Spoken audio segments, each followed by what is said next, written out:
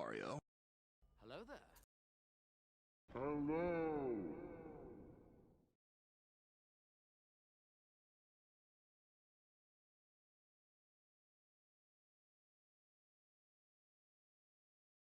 Hello, brother.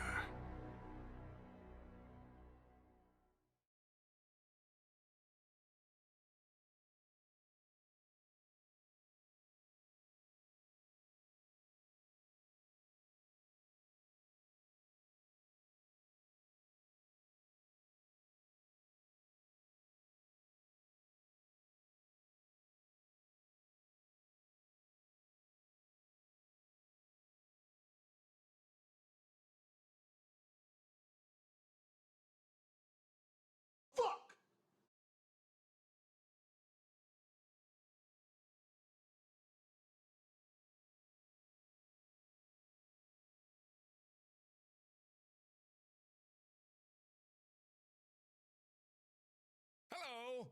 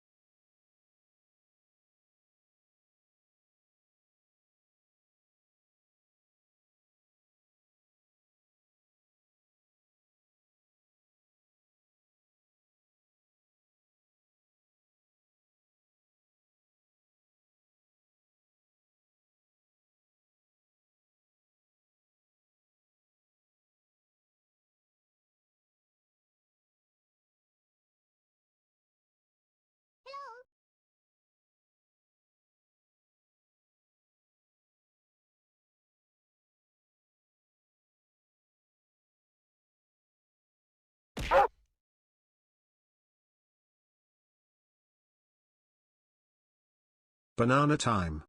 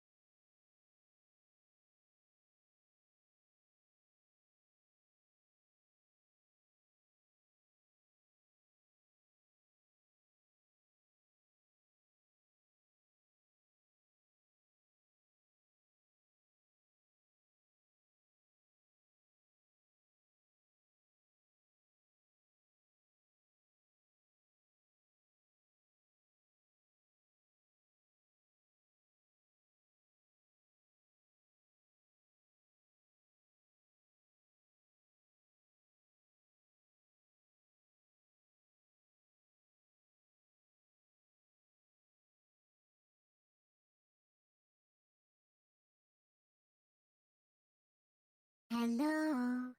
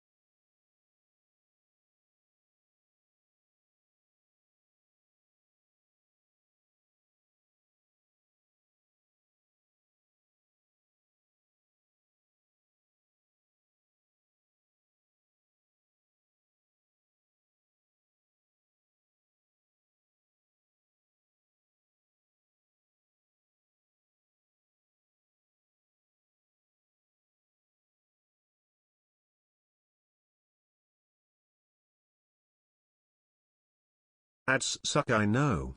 Your eyeballs pay for dog's food though.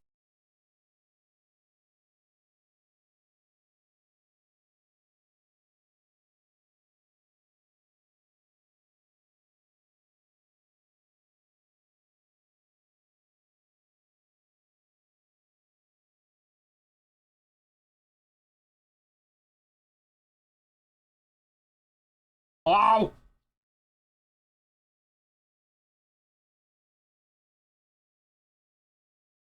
Wow.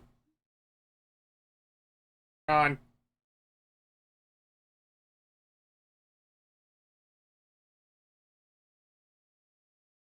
Yeah, it's a good game.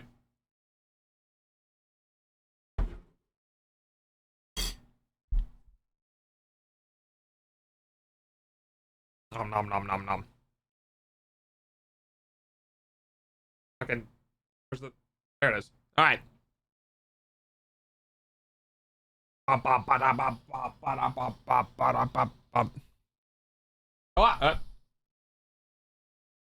Hello. I gotta fix the thing. Hang on a second. I really should have this on a hotkey. Hello, everyone. Dog is going to be eating food for a second because I may have been playing factory game. Okay, how are you? How is everyone? How's your weekend? Or I guess how was your weekend at this point? Raw food? Food.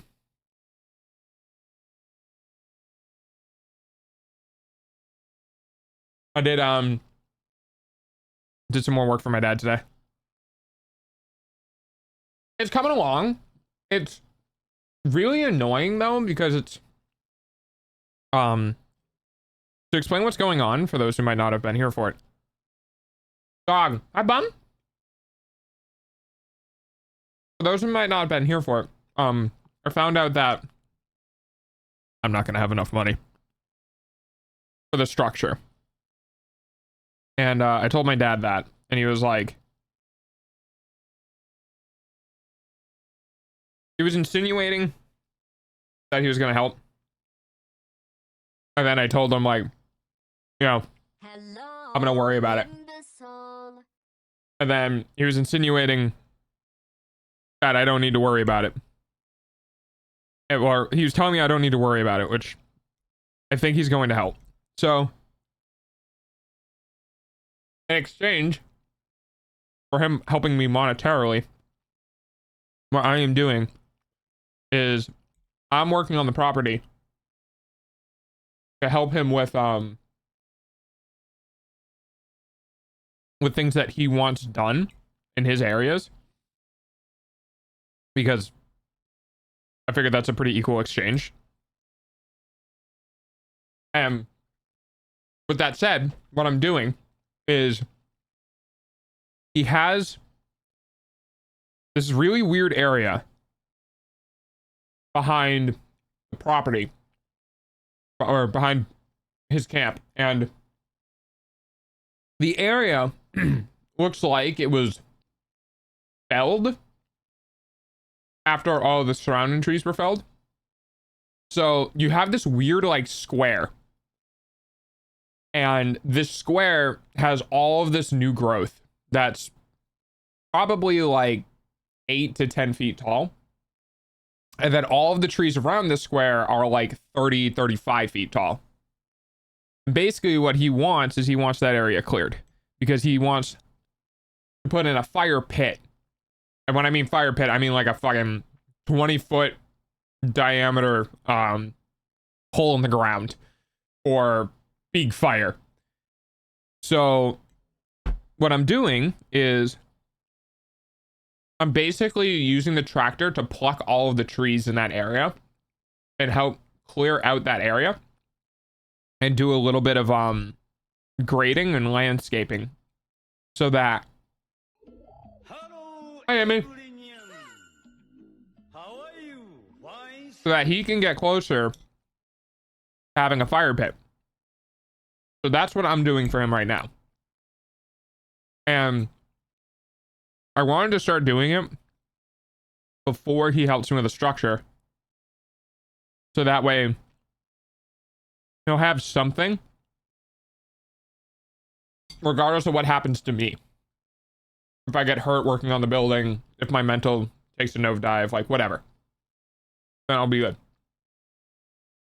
He'll have something. So what I'm going to do is, I've shown a couple of images before of what it looked like, and I took an update photo for my dad today, so I can share that on stream. So I'll go ahead and grab that, and then I can show you guys what's going on. I'm still continuing to shovel food into my face.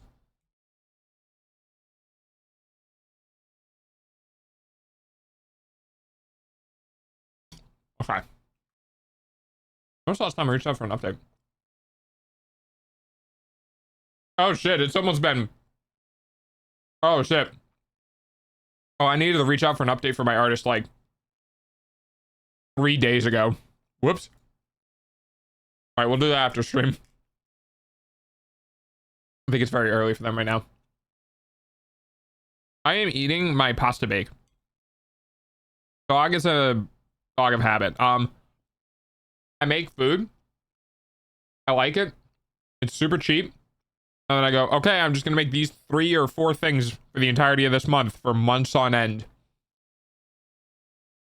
What's the pasta bake? Baked pasta.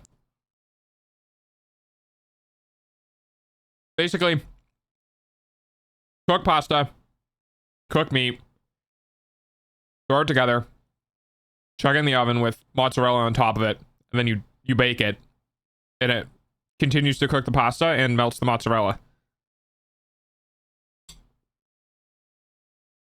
Oh, hi, Hera. It's been a second since I've seen you. Yes, it's very good. Dog likes to make food, but dog likes to make simple food that tastes good. All right. Okay, so for those who haven't seen it, I'll show the starting pictures. So this is where we started. Well, I guess. When I mean we, I normally for some reason like include chat of like I include you guys on updates, so this is where we started. So you can see that I already had punched a hole into this brush. I almost said brush. Into this brush. So it's really hard to see any like individuality in this. It's just a wall of shrub. It's super dense and super annoying to work in. So that area is probably like 10 feet deep by 6 feet wide. And I believe that's what I did on the first day. Right? So that's the first day. And then yesterday I went out and I expanded it.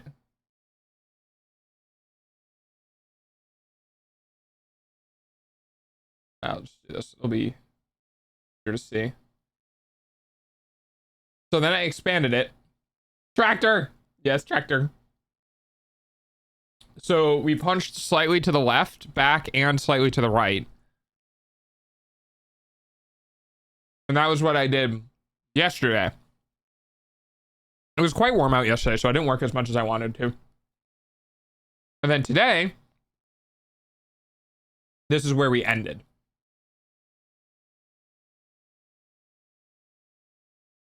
So you can see there's quite a big difference in just 3 days of work. Our hard work to the sun-baked fields sweat upon our brow as we wait for our daily wheat bread to be delivered by the local maiden. Yes. So this is sort of the same spot. You can see the tree. So I could probably do something along the lines of... I...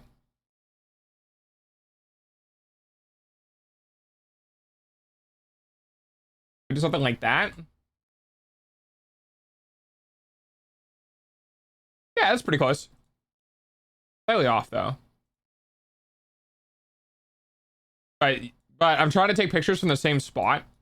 So I put the little tree on the left on top of the other little tree. And you can see what I did today. Oh, holy shit, I did a lot more than I thought I did. But yeah. So I'm gonna keep expanding this, and to show you guys what I mean, you can kind of see the treetops in the back here, like those, and those are the trees that are surrounding this area. Eventful few weeks. Oh, I'm sorry, Hera. Wait, why do I have this? Oh, that's the other area. Yeah. And then you can see the trees in the back behind this one. There you go. Okay, now you can see them nice and clear. So that's what I'm talking about. So you have this area on the right here where these trees are like probably like 10, 15 feet tall. And then the other ones behind them are like 30 to 40 feet tall. And I'm trying to clear out all this crap that's essentially in the middle. What do I keep grabbing? Okay, we're gonna...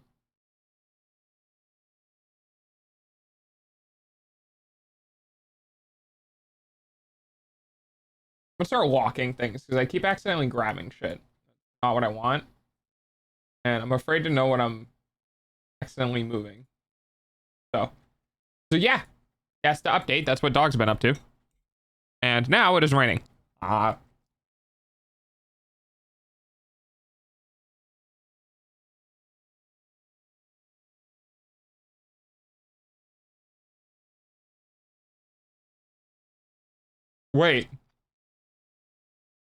Wait, Hera, you're single?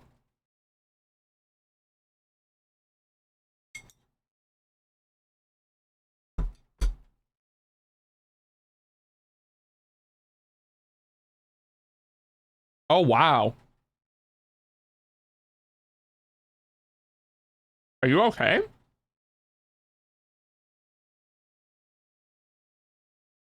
Like, for the length that I've known you, you've been with him. That's been like years. Borf. Hi, Mimi.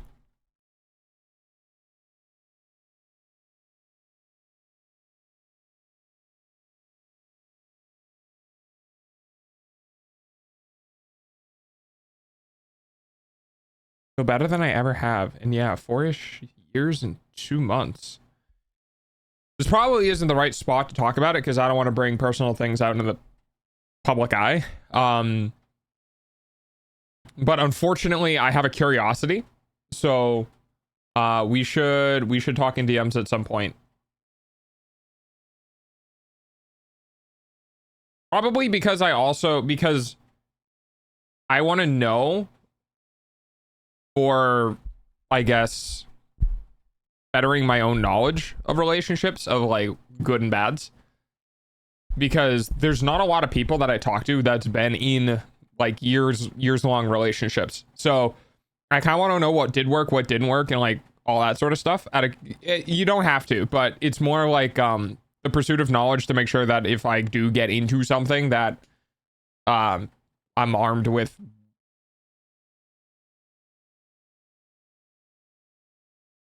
Did I just drool on myself? Okay. Sure. Anyway, I got you. Don't worry. I'd be happy to share. Okay. Sorry, it's raining out and I felt water hit my hand and I was really scared that something bad was happening. But it looks like I accidentally drilled myself somehow. I have no idea how. Okay. All right. Wow, sorry. That took me really off guard. I mean, I never really poked into what was going on with Hera. It's just one of those things where like when one of your friends are like, yeah, I'm just single now, and you're like, wait, what the fuck? It's been 4 years. What the hell happened? Because you have assumptions on how things go. Because I always try to assume the best for people because I think doing otherwise is kind of a mean, I guess. So my brain was like, yeah, everything's great. And then, oh no, I guess not. I guess that's what people must have been like when the 10-year relationship I was in died. I just think about it so casually that I forget it may shock a bit as change. Yeah. Yeah. Yeah, it's just like, because it's when somebody is in a relationship, it is a part of them. You know what I mean? Because to a bystander, or at least to me, because I know people are different. This is the reason why people fucking hit on people who are in a relationship. But when somebody's in a relationship, that is a part that defines them, because who they chose for a partner, what they choose to do with their partner, how they live their life with their other half, it influences the perspective I have of the individual, whether that's good because their partner is awesome and super supportive, or bad because their partner is not awesome and not super supportive. You know what I mean? So when somebody loses their second half, for me, it's like, oh, huh. But I don't know. It's probably just a me thing. It's no big deal. But yes, today we are doing our React content. We're probably gonna start off with doing some shorts today, because I don't know if we did too many shorts yesterday. I think we did some longs yesterday,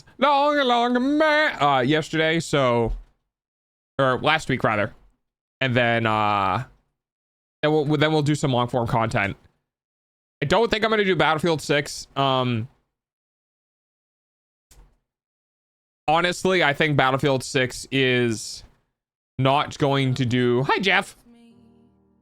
I don't think Battlefield 6 is going to do very well. I forced my friend to watch Long Man, Peak Entertainment. Oh, yeah. No, my chat forced me to watch it, too. Somebody got, like, the whole compilation of all the commercials. Oh, what movie did you watch, Jeff? And it was just like, I never heard of it. And chat was like, you've never heard of it? And I was like, no. Like, well, we got to watch this now. And then we did. And it was great. It was fucking amazing. I get you on that. It's not just a you thing. Okay. That's fair. Demon Hunters. I'm not familiar with it. But yeah. We'll do that today. We can't do this song. This is the VIP song.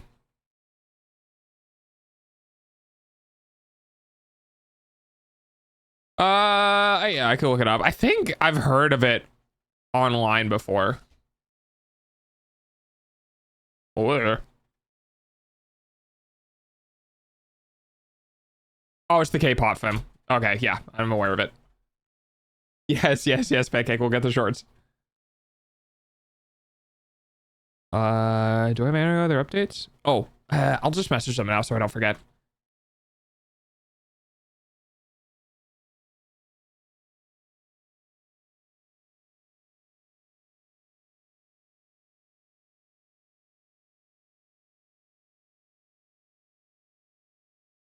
Okay, there we go. Ba ba ba ba ba ba ba ba.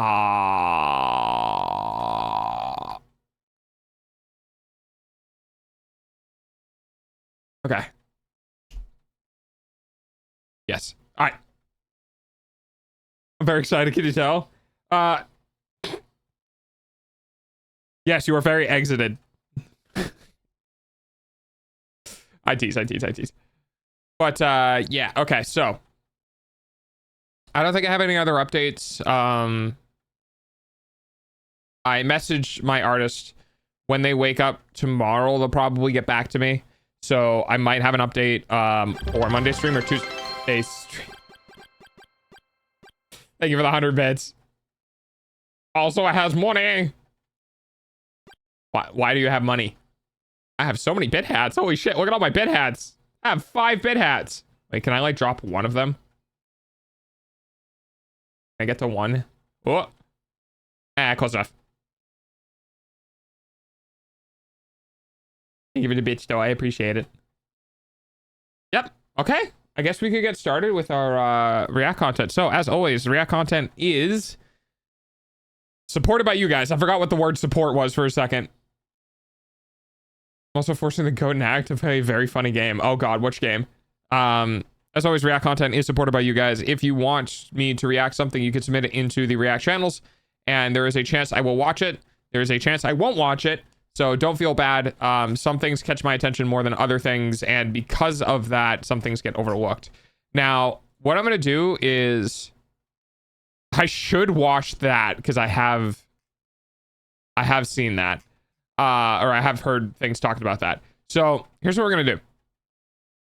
There's a couple of videos that are already out that I'm looking at that I want to watch today for React content. So we're going to do shorts today. However, we are also going to have some we're gonna have some other videos first.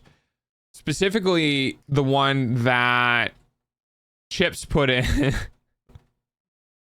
Specifically the one that Chips put in for Giga's collab thing. So where is it? There it is. Oh, I've heard this. Okay, here it is.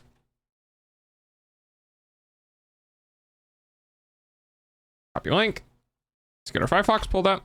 We're gonna go ahead and put a pause on the music while Firefox gets loaded. I'm gonna put my ass in the corner. I'm gonna set this to full screen so we remove that bar at the bottom.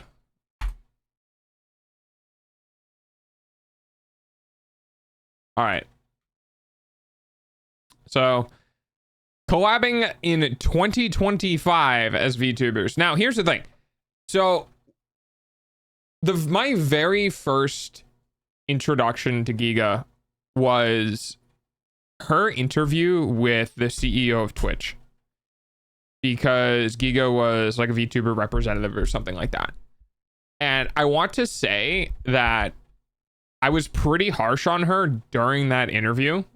And also it's pretty funny. You can see like this background here. I don't know if you can see it. I was pretty harsh on her during that interview because the questions that were being asked were just terrible. There was no pushback. There was no actual conversation. It was a glorified info panel that disguised itself as a Q&A.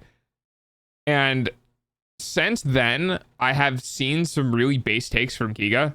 So I would like to, and this might pop up again. I would like to say that Giga does seem like an intelligent person. And I think that during that interview, she got basically hardballed and partially muzzled for the things that she was allowed to ask, which sucks. I hope, unfortunately, she doesn't do something like that again, because other people who may have been introduced into to her through stuff like that is going to, are more likely to have my first impressions rather than a fair first impression, which is to watch her content, outside of that. So that kind of sucks. And I do feel a little bad, but I did say during the interview that I didn't really know Giga through anything, and I wasn't trying to be targeted, but the situation that interview was really shitty. So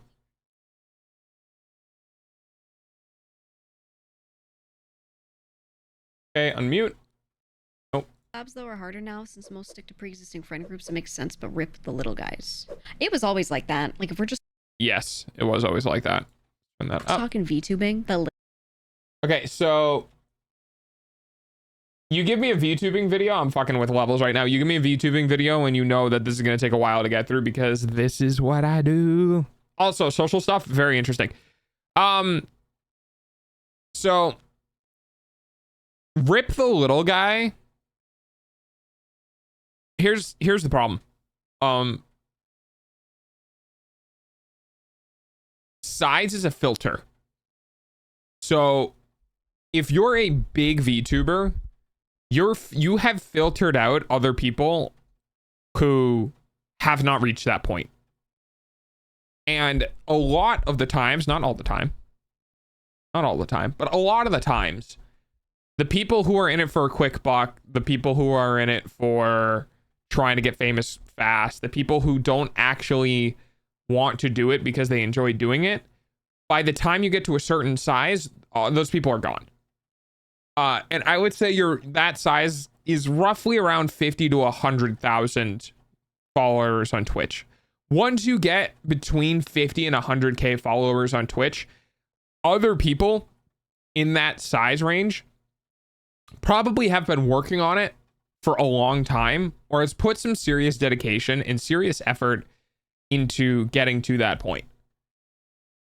So those creators are more likely to want to involve themselves with other creators roughly their size, because it's mutually assured destruction that if anything goes wrong or anything bad happens, no, let me rephrase this. It's mutually assured destruction because no one wants to fuck up because they've worked so hard to get to where they are. There's a lot of clout chasing. There's a lot of get rich quick mentalities with some of the VTubers who are smaller, which is one of the reasons why I don't really take it personally when I basically just straight up get ignored by people. I reached out to multiple 3D modelers for just any information about 3D stuff, to people who I'm not going to name names, but to people who I've talked to directly on Twitter, I just completely got ignored. And so, yeah, it hurts, but also I'm not big enough to matter. And the people who take that personally don't understand the business behind being a VTuber or working in the industry. It doesn't really matter if I can afford it, if somebody who is more popular can also afford it. Because at the end of the day, also, hi Puddle. At the end of the day, the person who's the artist is going to make $100 either way, whether it's from somebody who's smaller or somebody who's bigger. The difference is that the person who is bigger is going to bring in more eyeballs to their work. That is it. So from a pure business standpoint, you are pretty much always going to go with the person who is bigger. The only thing that really changes that is personal desire. So if you have somebody who's 50,000 followers who has a really nice design that you really like, and somebody who has 150,000 followers who has a really complex and annoying to draw design, and they're both paying you the same amount, you know, now it's not so much exposure. Now it's like, well, that's going to take me 30 hours to do, and that's going to take me 20. And I'm going to get paid the same. I'm going to go take this one instead. But, hi, Ruby. But, unfortunately, like, how do you get discovered if you're smaller, right? I'm a dog. I've been barking up trees for a year. God, I wish it would take that little time.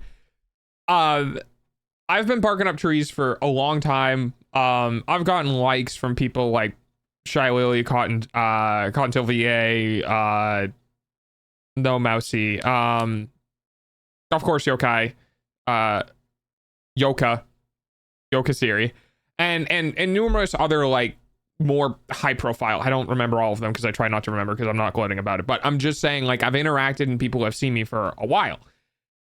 The thing is, though, is that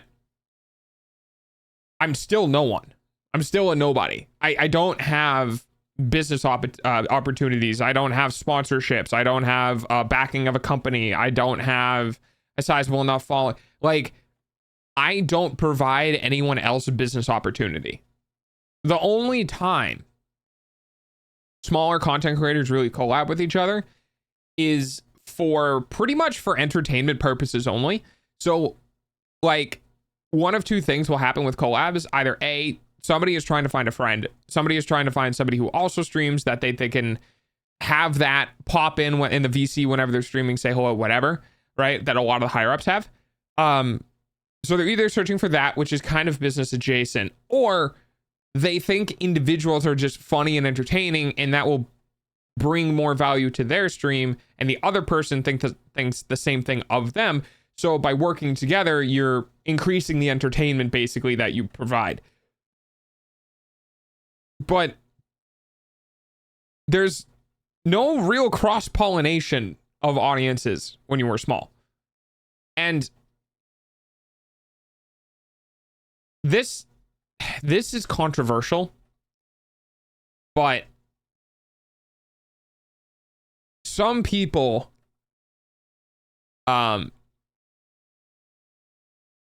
I saw a post on Twitter that basically talked about how Why would you raid people? You're specifically providing your audience the potential to find somebody who's more entertaining than you.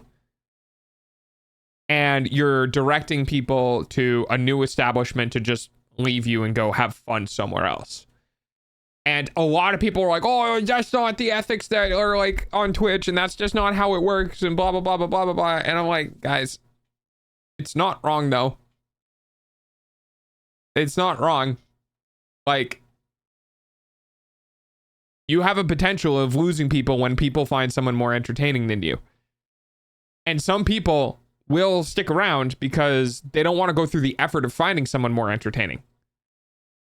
It's not to say that they don't enjoy your content, but the fact of the matter is there's a lot of really entertaining people who are really small who just need the right shot in the arm. And sometimes if you do that, you might lose what you have, especially when you're small. When you're bigger, it's a bit less of an impact if you lose like 2 or 3 people. But dude, if you have like 8 viewers and you go to raid somebody and someone's like, wow, this is really fun. This person streams more, they're more entertaining, they're more involved in their audience, yada, yada, yada, and they just go there.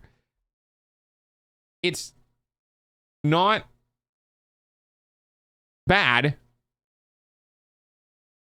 if somebody does that, right? It's not bad if one of your watchers goes, you don't entertain me anymore, or you do entertain me, but this person entertains me more. I want to go watch them instead. That is their right. That they are a consumer of the product that is your entertainment, right? If you're making something and you're giving it to somebody like, well, this is nice, but that one's better. There's nothing wrong with that person going and enjoying the other content. You don't have the right to try to restrict them. But you are going to feel like you shot yourself in the foot, because what ended up happening was you provided that new person to them. Versus you might have had them for longer, something else might have changed, you might have become more entertaining and then they locked in. Like, a lot of the times, from what I can tell, this is anecdotal, but a lot of the times there's no backfeeding from raids. You know what I mean? If you raid someone else, there's not a lot of people from that community that's going to backfeed into yours. It's kind of a one-way street. Now, there is the potential of the creators getting together. If you raid somebody and you click really well and your community meshes really well and the collaboration can form out of it, like, those things can happen. Absolutely. But just like those things can happen on the other side of the fence, if you raid someone and you didn't really watch their stream long enough and they're like off the fucking walls, you're going to be like, oh, I really regret doing this because I definitely don't endorse this type of behavior. You know what I mean? So when it comes to collaborations, collaborations are almost a net zero. Like, collaborations are not supposed to be, I should reword this. Collaborations 90% of the time just end up as advertisement. Okay, I'm going to read Harris so it doesn't get pushed away. Would you say the majority of people make up these generally positive reasons to seek out connections, or is the majority the bad apples that collaborate in particular to benefit from and redirect someone's audience to them, if that makes sense? It's really hard because this is one of those things of shit floats. And in other words, that the good things never get attention because they are good. You know, no one, the person standing in the middle of the boat isn't going to get a pat on the back for not rocking the boat. People are just gonna be like, okay, good, you don't rock the boat, right? The people that get the people that get attention are the people running back and forth on the boat trying to sink it, like Cinder. Those are the people who get the attention. And unfortunately, because of that, it puts people in a position where they don't want to do collabs because they don't know what they're going to get. It's really gnarly, bruh. It's really gnarly because you shotgunning out, like if you've been on VTuber Twitter, you'll see the posts of like, who wants to collab or looking for people to raid or like those sort of shits. 90% of the time is engagement bait. They don't like or comment or reply or have any sort of engagement with it.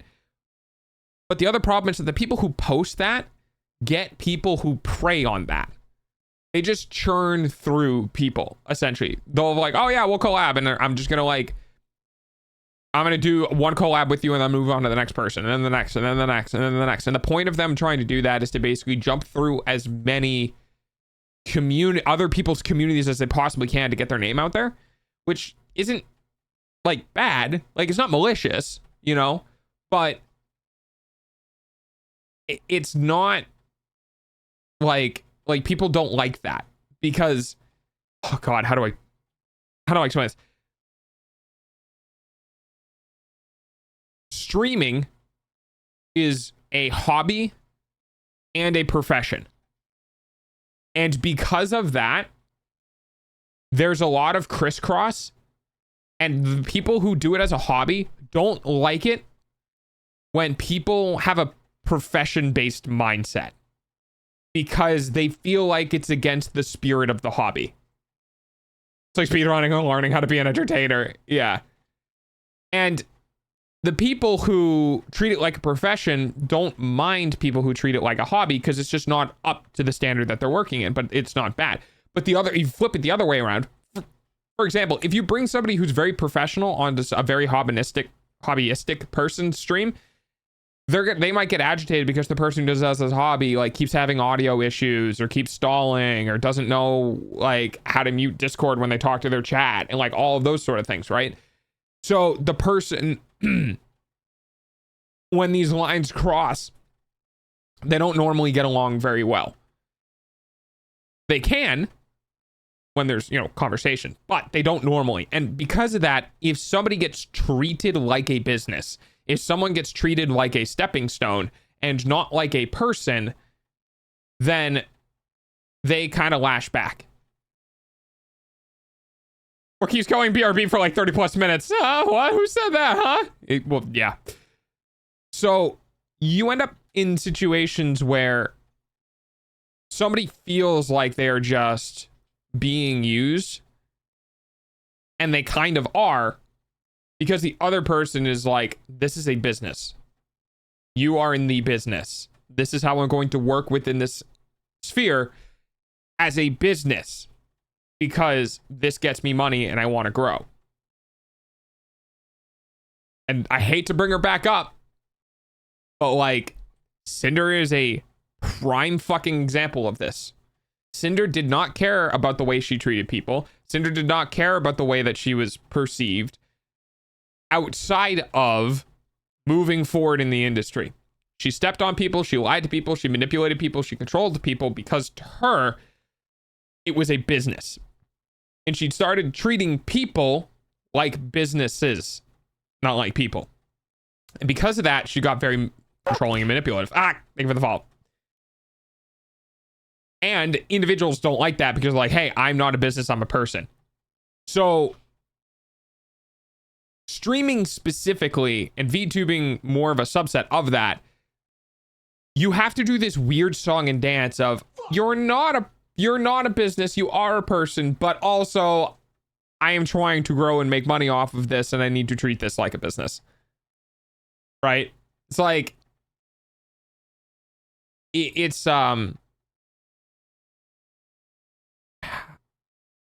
it's like going from a mom and pop shop where all of your friends are cooks into a 1-star Michelin restaurant and trying to do the same thing. Like, you don't get to that degree doing the things you did when you were smaller. You can't. Okay, perfect example of this.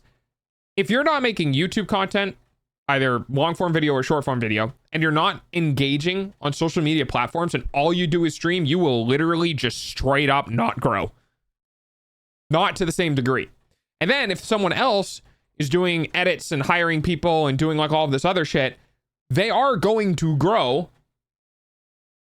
And that's going to be changed by how entertaining they are. If they're very entertaining, they'll grow faster. If they're not that entertaining, they'll grow slower. Just how entertainment works. But you can't only do Twitch and expect to do the numbers that other people do who are doing it in a more professional capacity. You don't become a billionaire without stepping on someone. Kind of, yeah. Clear to mean as in it's not inherently malicious, but it's bad to do in terms of rightfulness and methodology towards other people who are trying to grow, but quote unquote right way, so to speak. Brain is EP, sorry if that doesn't make sense. Yeah. So, oh god, that collaboration sort of thing is kind of a great example of that. Is I am offline collabing, so doesn't appear on my stream, right? Okay, you really want to get into business, shitty business talk? Let's get into some fucking shitty business talk. You ready? Here we go. I'm going to go out and do collaborations with other people, and I am going to put my name on other people's stream, a fuck ton of other people, as many people as I can do offline, and I am not going to stream it. I am not going to stream any of the collabs, because I don't want any of those people on my stream, so I don't lose any of my viewers to their stream. Kind of like rating, right? The whole thing with that. So you guys will never see me collabing with other people. So I don't have an outlet for you to follow to find somebody else more entertaining. But I'm going to go on other people's streams, and I'm going to be super pepped and entertaining and fun and yada yada. And then they're going to give all of this attention to me, and they're gonna be really cool, and they're gonna like, you know, go support him and like go yada yada, and I'll be like, yeah, and then I never come back, and I never put that person through my community. My community doesn't know who the fuck they are because I never put it through, but I went through that person's community. Hi Sin Bison, and that person gave me a bunch of love and attention. Welcome, okay, Raiders. I see what you mean now. Hi Sin, hi Raiders, hi Sin Bison. So the shitty thing about my example, okay, is that I am restricting the likelihood that someone from my community is going to leave into the person whose community I'm collabing with. And I am increasing the likelihood of the people who I collabed with coming to my stream and finding me more entertaining and coming back to me. That is a hyper business focused standpoint of minimizing my losses and maximizing my gains regardless of what happens to the other person. I'm not emotionally invested in the other person. I don't do anything to support them. They get super hyped because they don't collaborate with a lot of people. Maybe I even use my position of followership for power, right? Where I don't collab with anyone above me. I only collab with people below me so that they get really excited and hype me up to their stream, and then I just never come back. And I just keep doing that with a bunch of people, and over time, when the other streamers who are smaller, who by the way, smaller streamers have a more higher likelihood of just stopping streaming because it doesn't work out for them, their audience is going to know that I'm still streaming and might come back to me. Like, I'm not lying to you guys when I say I could grow super fucking fast if I didn't give a shit about people, because I actually know the methods that I could use to do so. That would be one of them.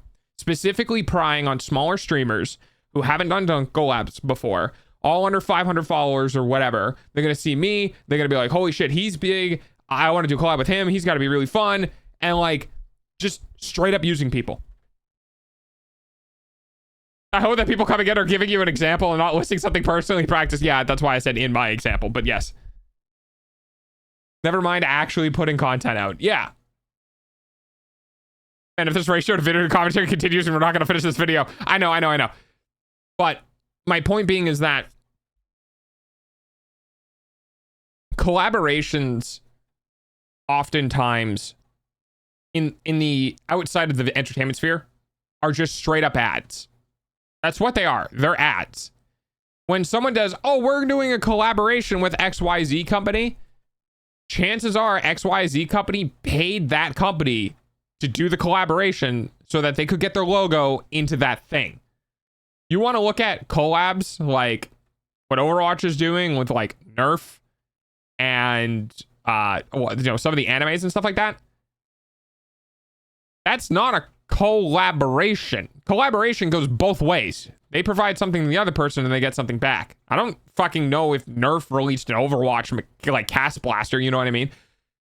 it's just advertisements. And it's advertisements because Blizzard is trying to get money from other companies. I'm back. Putting their logos in their game, I said. So, in the VTubing space, collabs, they don't really do anything. I'm off to wherever. Okay, Bison. They don't really do anything. It's like the bigger you get, the less likely there's going to be cross-pollination because people have just like dedicated you to your content.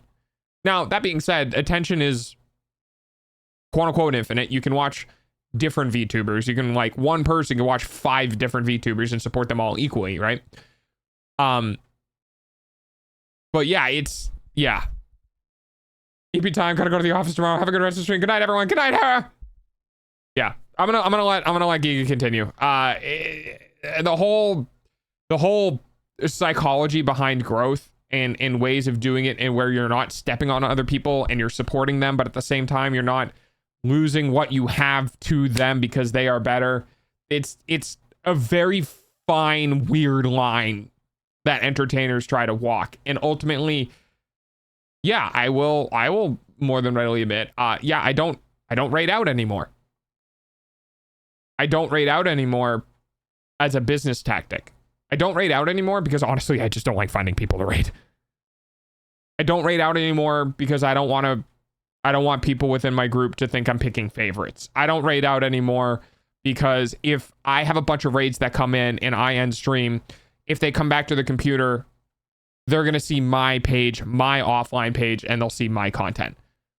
For me and my size, raids don't make sense. I love my friends. And when they're in chat, I'm more than happy to support them as best as I can.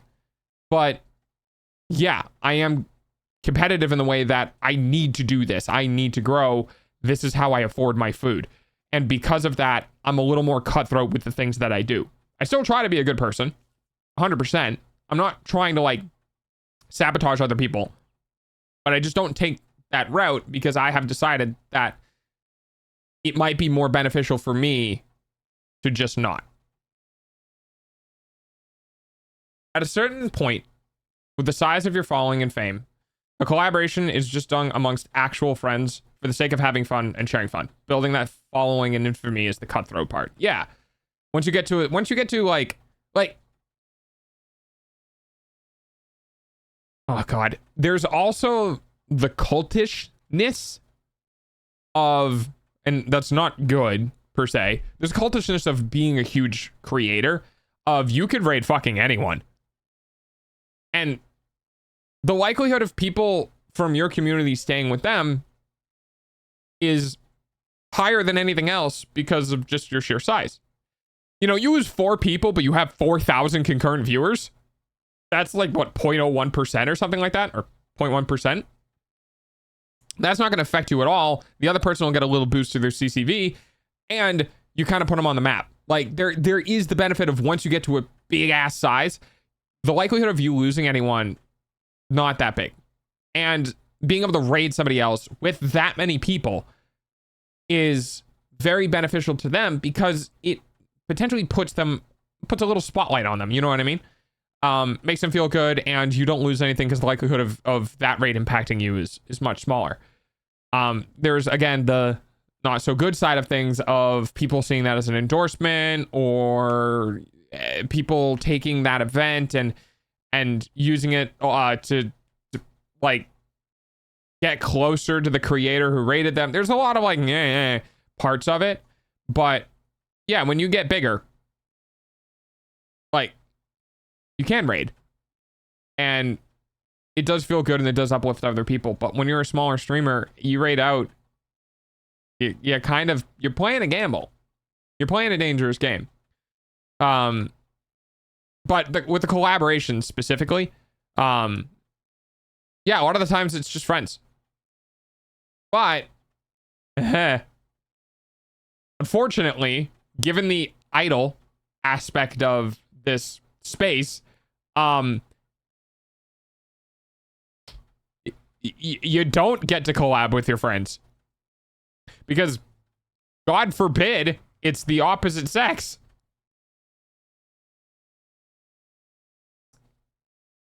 Yeah. Yeah, so that male VTuber debuff, real fucking strong. Real strong. There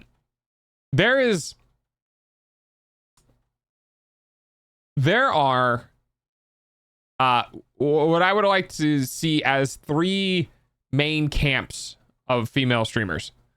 Well, 3 main camps with their opinions on male streamers.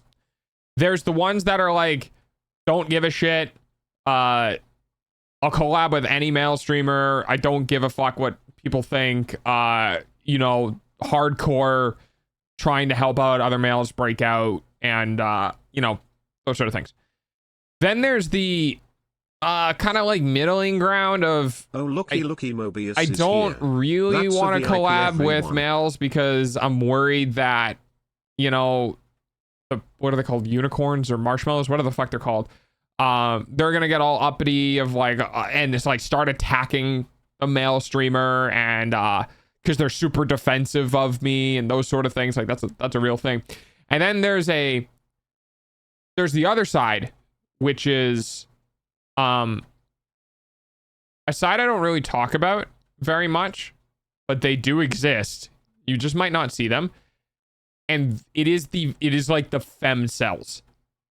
The people who basically are all guys are bastards, all men are, you know, whatever, who extreme on that side and went into VTubing because it's a female dominated space and are basically like, well, if you're a male VTuber, you're invading our space. Get out.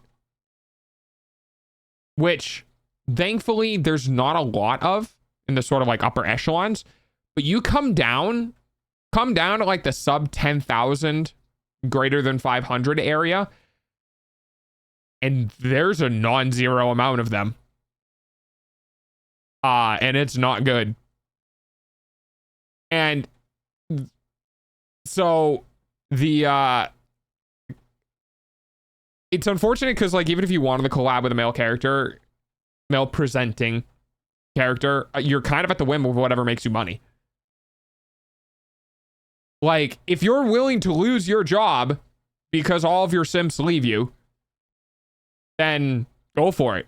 But there are people and businesses, by the way, that will not allow their female streamers to collab with male streamers because they don't want to break the immersion that this woman presented streamer can interact with guys.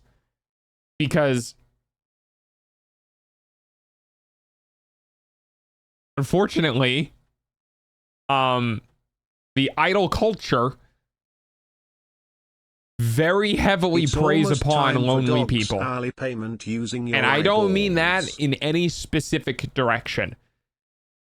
I am very aware of lonely women who really like boyfriend experiences because they're emotionally unstable and they can't maintain a relationship. I am very aware of lonely men who are basically creeps to real women and can't maintain a relationship. And the idol culture gets a lot of money and a lot of attention from those extreme audience members. And you put a female streamer or male streamer with the opposite sex, and they're primarily designed around pandering to the loneliness. The big titty streamers. They're not going to be fucking happy. And they might not like that. And they might go, not my streamer, and leave. When you lose a big simp. Oh, we're not supposed to say that on Twitch. When you lose a big audience member who is obsessed with you, who gave you thousands of dollars, goodbye. It is literally a business loss. So because of that, businesses basically straight up go, yeah, we're not letting any of our female We're not letting any of our female content creators interact with any male content creators because we don't want that business loss. No, you're not supposed to, not in the way that I'm using it, which is in the derogatory way of the unfortunately mentally dysfunctioned individuals who have an obsessive habit with fictional people / real people. You're not actually supposed to say that. It got banned on Twitch. Yeah. And yeah, idol culture is a thing, and it's not good. And there's a reason why most of the bigger streamers are women. And it's unfortunate. And it's also the reason why sex sells in the VTuber space. Because look at the tits. Don't you want to pay for the tits? Don't you want to pay for their OnlyFans? Why aren't you going to their 18 plus content? Why aren't you giving them $5 extra a month? Yeah. Okay. So Mobius says, I know a VTuber who's married and really early on learned that people were coming to him for the boyfriend experience, and he had to shut that down hard. Ah, yeah. The awkward, like, oh, wait, no, you guys are actually lonely and like doing this whole thing, and you learned that I'm married, and now you're unhappy. Oh. So let's see what Kika has to say now that we're now that we're over an hour into stream and 8 minutes into or 8 seconds into this video. Oh my god, Pixels, I need to spend all my money to support Pretty Pixels. Yeah. Okay, that's why I try really hard to separate myself, like me behind the screen, from the character on the screen, because like when you give me money and you give Dog money, you're actually giving a real human being money who's going to use it to buy food and make a house, right? So when you support me, you're not just like throwing shit into the void. You know what I mean? Like that bothers me when somebody is super well off and more people keep giving them money. It's like, dude, they don't need it. Like Markiplier said the same thing. Markiplier was like, I wish people would just stop giving me money. I have too much money. I can't spend all of this money.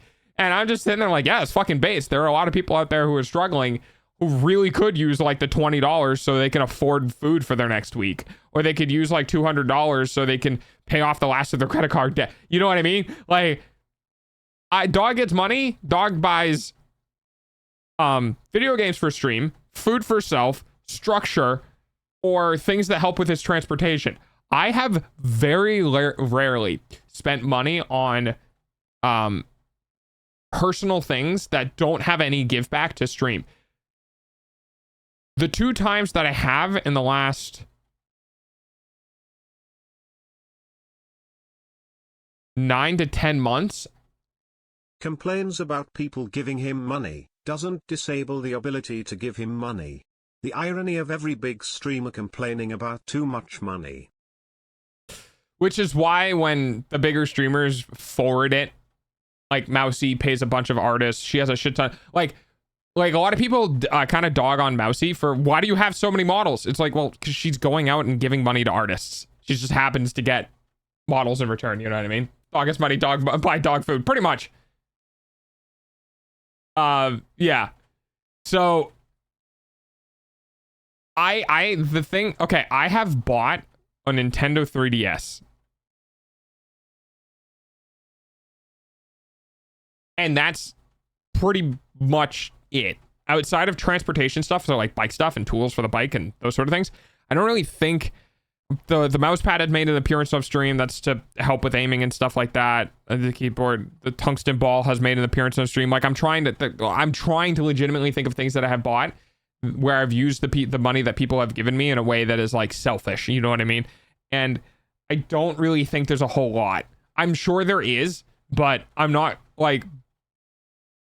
I'm trying very hard to make sure that the things that I get from people's generosity either goes back into stream to some capacity, like my 2D stuff, or goes to literally keeping me alive, buying toothpaste and soap and food and helping build a structure and clothing. You know what I mean? Like I'm not buying trinkets. I'm not buying things that are just like nice to haves that I don't actually need, because I don't view the money that I have as You know what I mean? Like every dollar in my bank account has been from people who've given it to me. So I treat it much differently than the way that I treat it if it came from business. If I get sponsorship money, I'm blowing all of that on myself. Welcome back from ads. Doing collabs though are harder now since Okay. I feel like Holy doing shit. collabs though are harder now since most stick to pre-existing friend groups. It makes sense, but rip the little guys. It was always like that. Like if we're just talking VTubing, the little guys were all in their little friend groups. The thing is, some of those friend groups grew by nature of people looking for VTubers to watch, and then they would find this one group and they just watch those friends. It was always that. Hey, we made it 19 seconds in. That's actually very true, but it's not just for VTubers. There's people like Do and Soup and like that friend group, and then there was people like Smitty and Blarg and Cryos and like that group. There very much so are, and this is true because I used to do YouTube content. I had Spruce, Wally, and oh fuck, God, I can picture his voice, but I can't remember his name. Gregory. When I did YouTube content, I had 3 other people that we did content together with. And, you know, I blew up a lot faster than them because, to be completely honest, I paid for ads. And people liked my content because it was very heavily edited. And I paid for ads, so it got seen. But that is the very nature of doing content is you're not going to be able to get into a group that's already established or huge or like whatever. You just kind of need to get into a group that's all working together, all has the same goal, and wants to lift each other up by helping make other groups or helping making other people's videos entertaining. It's very hard to grow as a solo talent on VTubing. In entertainment in general, it's very hard to grow alone. Because people love the social connections of person to person, right? People love watching a streamer or an individual work with another individual, bounce off another individual, or have fun and with another individual because it's kind of like the outside looking in. Things like Mythbusters, you had Adam and Jamie. You know, a lot of shows like that have co-hosts. A lot of things are 2 or more people for the purposes of having that relation between people, you know what I mean? Got to be social and supportive and specialized. Yes.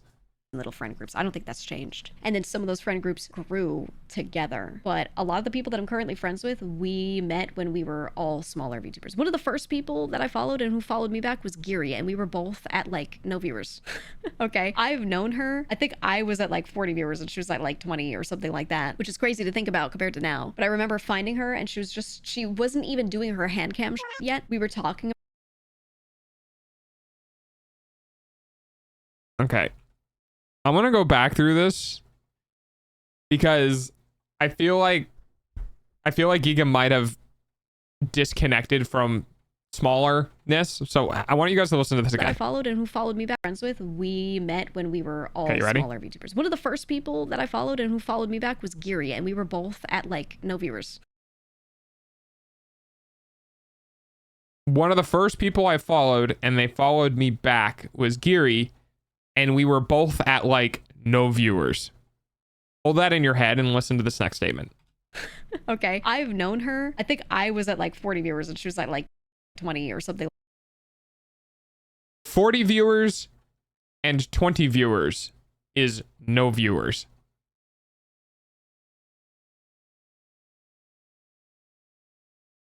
I get that, like, comparatively from where you are, that's what it feels like.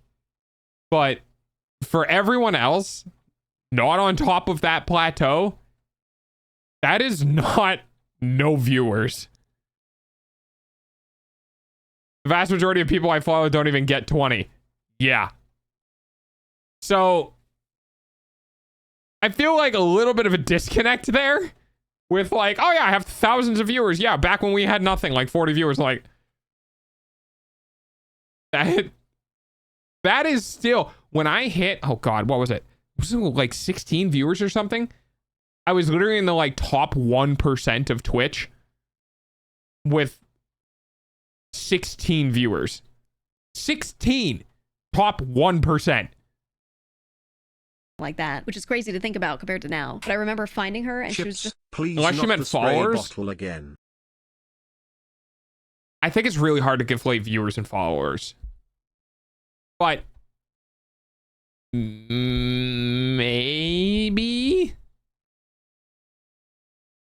she wasn't even doing her hand cam yet. We were talking about it and she was like, I think it'd be cool to do that. And I was like, you should totally do cooking. I love that. Okay, we talked about that way back then. So, you know, and now someone could look at us being friends and be like, oh, the people who are known are friends or whatever. But like, we both knew each other when we were like tiny in comparison to now. And then we tiny in comparison to now, which is a fair statement. both grew. That's just how it is. I think a lot of people are like, We're reading too much into this and the story needs to finish to understand the that's context. just how it is, man. That's just how it is. I have a lot. Nope. Nope. I think she's just talking and I'm reading too much into it, but to the same degree, that's what you get to mentality. You know what I mean? Like when you get to the size where you have thousands of people watching, 40 is nothing. It just kind of stings for everyone else. You know what I mean? And to the same degree of people being like, oh man, I'm so small. I'll never be a big content creator. I'll like this, that, and the other thing. And then you're like, dude, you have like 10,000 followers. What the fuck do you mean you're small? Right? And it's that thing of like, it's not that one person is wrong. They're not trying to like put the people who are smaller than them down by saying they themselves are small. They just feel like it. So you get that like weird, like, oh yeah, I'm still small. And like, well, if you're small, I'm a fucking atom. And then they'll be like, oh, I didn't mean like that. You know what I mean? A lot of friends like that I've been friends with for a long time. So Geary's so cool, so fun. I love Geary. Hey, shout out to Geary when I had my surgery and I was recovering from that. And I was just like, it was like my I love this comment over here. You see this chat? Geary is an odd girl. Funny, but also odd. Yep. Perspective is amazing. Yeah, it really is. And I made a comment on Twitter before with somebody who was like, there are a lot of, not a lot, but there are people who could have 4,000 viewers and still feel like they only have 4. You know what I mean? Like, there are people who have 4,000 viewers and they're like, yeah, I'm still me. Like, I'm still the same person. And actually, it's kind of crazy how isolating that can become. Right? Of like, I have 4,000 viewers, but I am still the same person. And I still want to collab with people, but people are avoiding me because of my size. Now, I know that's weird to say because you feel like, well, wouldn't most people like try to, you know, coattail ride and stuff like that? Yeah, sure. But if I put you in front of 4,000 people and said, go, most people would shut down because the distance between where they are and where that is too big.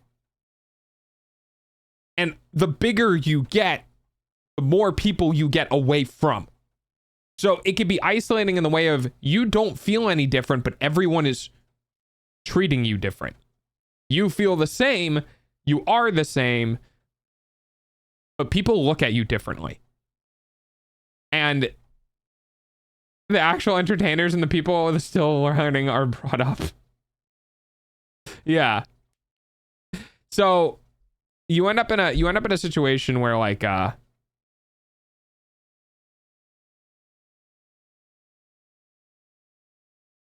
you have a lot of viewership and people are treating you differently because of that, even though you haven't changed.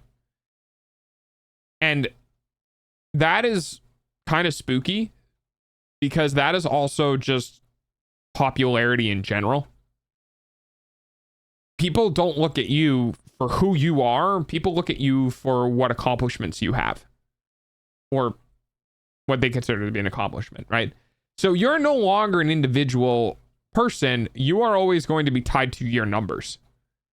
And because of that, you can't get away from it. You know what I mean? Like imagine Iron Mouse or Silvervale or Giga or Buff Pop or Shoto or fucking pick one.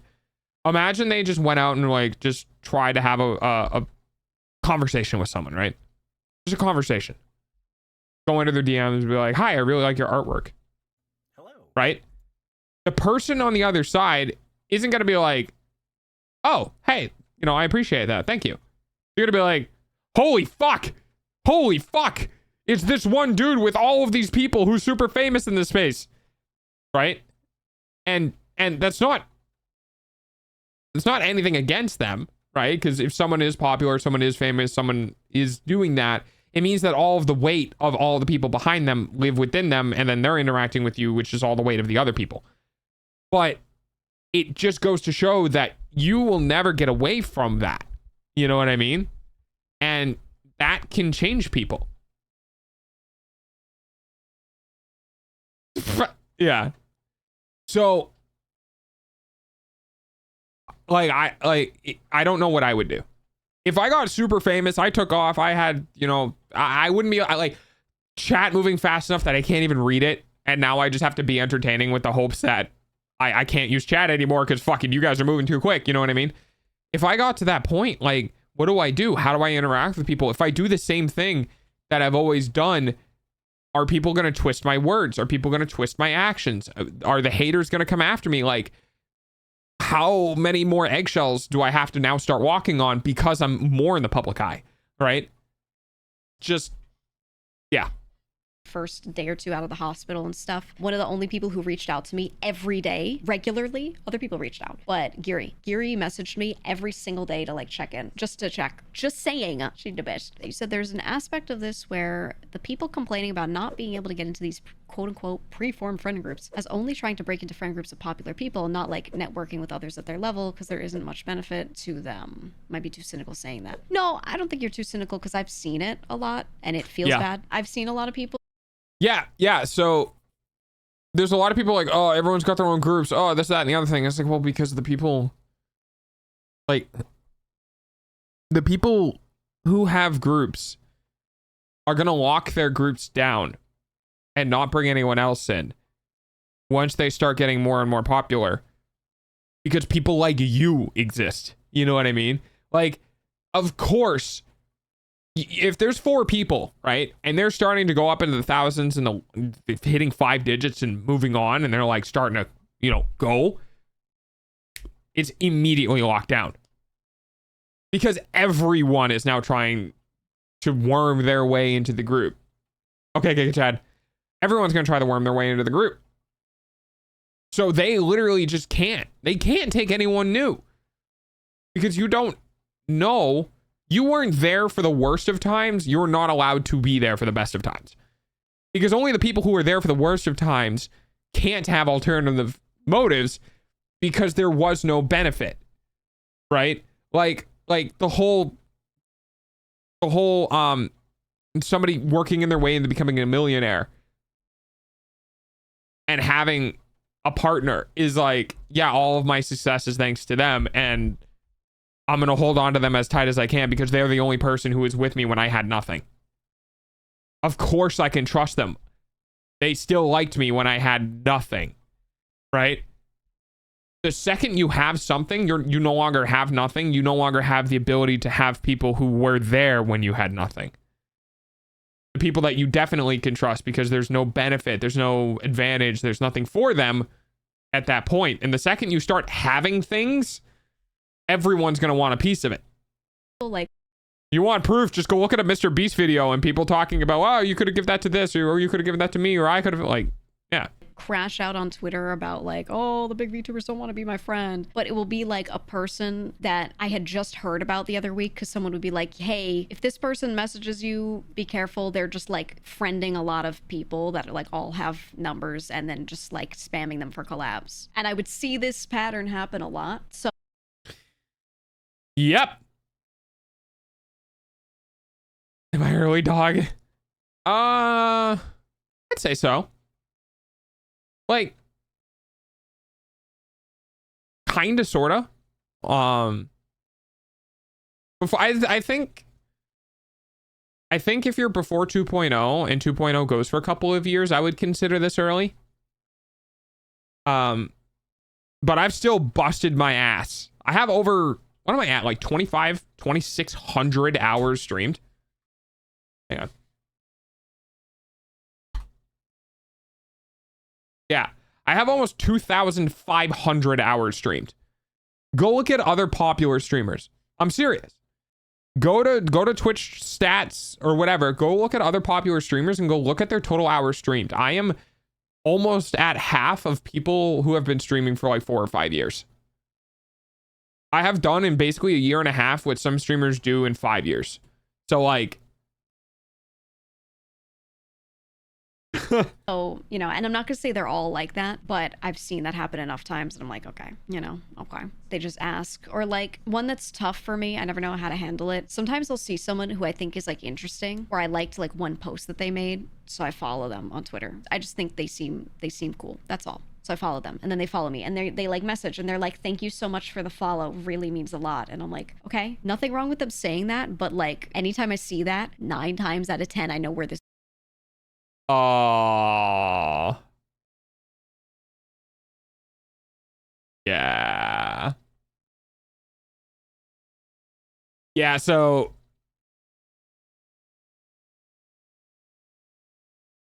this is really tough. And this is a really this is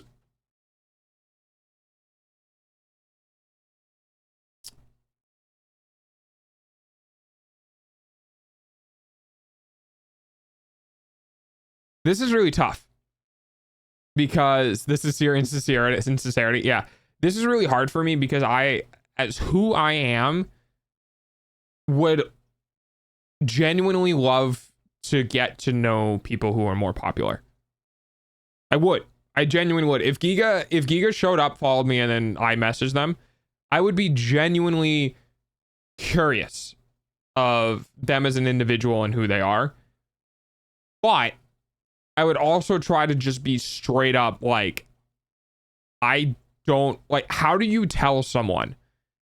How do you tell someone that I am not interested in piggybacking off of any of your work? You know what I mean? But you just want to know them for who they are. You know what I mean? Because you have gotten popular, you have done a lot of work. Tell me your story. I want to know what, and that is something that these people don't want to really deal with. So it's really tough because like, I'm curious. I don't want to impose my curiosity, but I also don't want my curiosity to be misconstrued for coattail riding. I am just curious. And this is where the autism is a problem, because I understand social constructs logically. Navigation of these social constructs is really difficult, because I would end up doing like paragraphs, like 2 paragraphs of being like, hey, really like your content, curious about who you are. For the love of God, I want nothing to do with your popularity. But how do you trust, like, how do you trust me? How do you trust somebody who does that? You really kind of can't. So it's really hard, because it's like, no, I don't want your popularity. What would I fucking do with it? You know what I mean? Like, what would I do with it? Oh, I just blow up. Cool. I have all of these followers and these views now. Cool. Awesome. Cool. I'm not entertaining in a degree that I like produce things. You know what I mean? Like, I fucking stream. Yeah, sure. But I'm not a production yet. You know what I mean? I'm not like go watch my YouTube videos and go do this and I do that. And like all of these things that these individuals have worked up to and done and created and all of that. It's like going into a restaurant and they have 2 fucking meals on the menu and like 3 tables, versus coming from a restaurant with like 30 meal items and reservations and all that sort of shit. You know, there's nothing I have that I can offer people from, you know what I mean? So like, I can't do anything about that, but I just get so curious about people who just individually. And I would love to just like behind the scenes communicate with people who are, you know, lower, middle, and high end in the VTuber space, because I just want to know. It's like professional community college talk radio level. It's very niche. Yeah. It's tough because I don't want to bring you on my stream. You know, even when Siri followed me, I didn't want to use it as a stepping stone of like, look at this person who followed me. Everyone, look at this person who followed me. I'm worth your attention because this individual followed me, right? I don't want to do that. I had some conflictions about even producing that video, but the reason why I made it wasn't for people to find that video and follow me from the video. I wasn't using it for the notoriety of that individual. The reason why I made the video was because I wanted her to see the positive influence she has on individuals. You know what I mean? Like, that is there forever, because one day I might go back to it and, like, I don't know, Siri and I are in formal communication now, or like me and Very talk, you know what I mean? Like, whatever. And I'll be like, hey, did you ever see that video I made about the first time you followed me? And if they go, no, I never did, I can be like, oh, well, cool. I can show you. Like, here's my reaction, right? And it'll feel good because I know, like no one else is going to see that. You know, it's up there and it'll stay there until, like, the fucking thing dies or whatever. Like, I'll have that video because I pulled it down and I saved it and I edited it, right? But I'm not going to, like, I refuse to post it on YouTube. I refuse to put it on Shorts because I just didn't want to do that, because it felt like I was farming the thing that they did too much. So yeah, it's really tough. And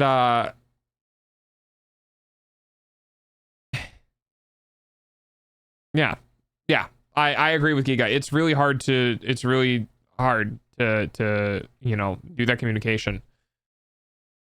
This is leading, and I'm like, yeah, sure, no problem. I liked your post about whatever, you know? And then they're like, thanks. And then the next day, hey, here's a link to my Discord server in case you ever want to hang out. Me and my friends hang out in here all the time and blah, blah, blah. And I'm like, oh, they're not even doing anything wrong, so I don't want to react negatively to it. But they just like start shooting their shot instantly. And I don't really think there's anything wrong with shooting your shot. I'm never mad at them for doing it, but I don't know how to handle it sometimes, because I'm like, I just wanted to follow you on Twitter. Yeah.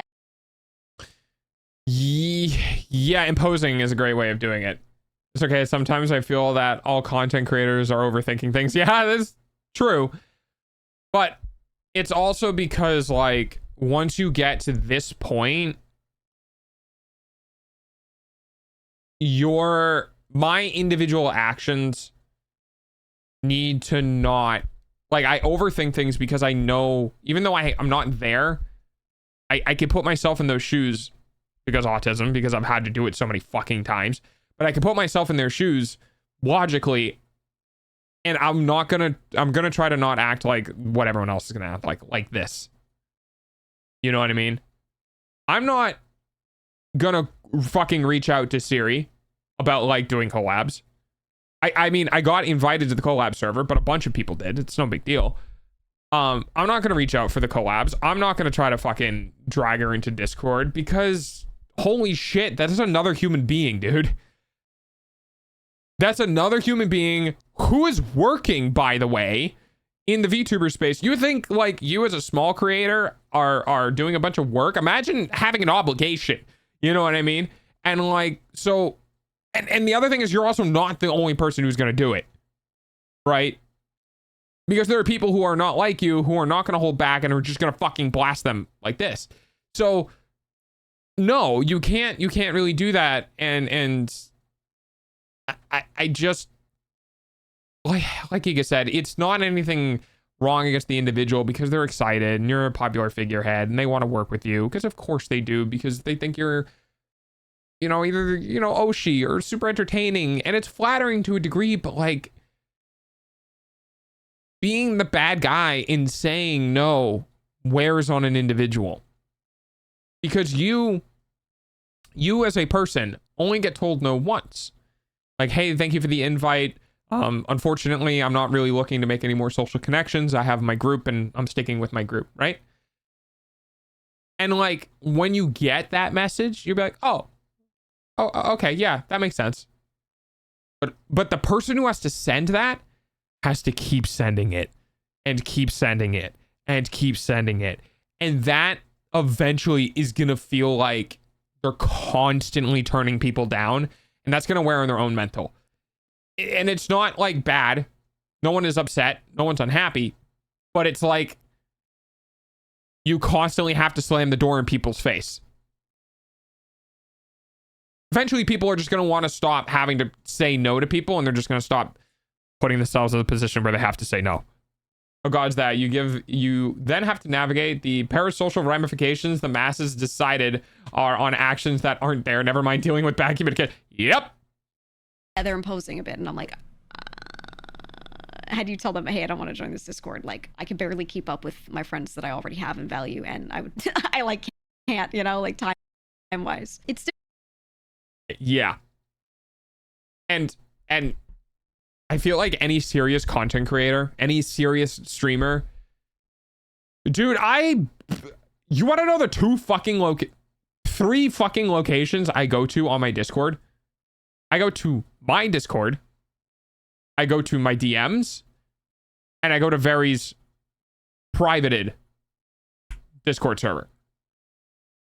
Those are the three places I go. That is it. Because that's all I can do. And even sometimes that, like, you guys know. If you guys are in my Discord, you know that I talk there every day. And I try my best to make sure I am always there. The reason being is because it's not necessarily an obligation, but I want people to feel like that as this is, I try to balance the line between transactional and not, you know what I mean? Like, I'm not avoiding my community once stream ends. Because there are legitimately content creators who have their own Discords who just fucking never talk in their own Discords. Just literally never talk. It's just a glorified community hub. They're there, but they have no interaction. And I don't want to be that way. You know what I mean? If people are here for me, my entertainment, and who I am, then I should be intermittently around, even off of stream. Because that's the content that I give. That is who I am. That is what I am doing. So I will have periods of times where I don't even show up in my own fucking Discord for like 12 hours at a time. Because I've just clocked the fuck out and I'm just watching the same 6 YouTube videos over and over again while making food. Or going out and working or playing Satisfactory off stream. You know what I mean? Like and it's just when you're sizable, not even sizable. I'm not, well, okay, I shouldn't say that because I kind of am. I'm getting slightly more popular than small, right?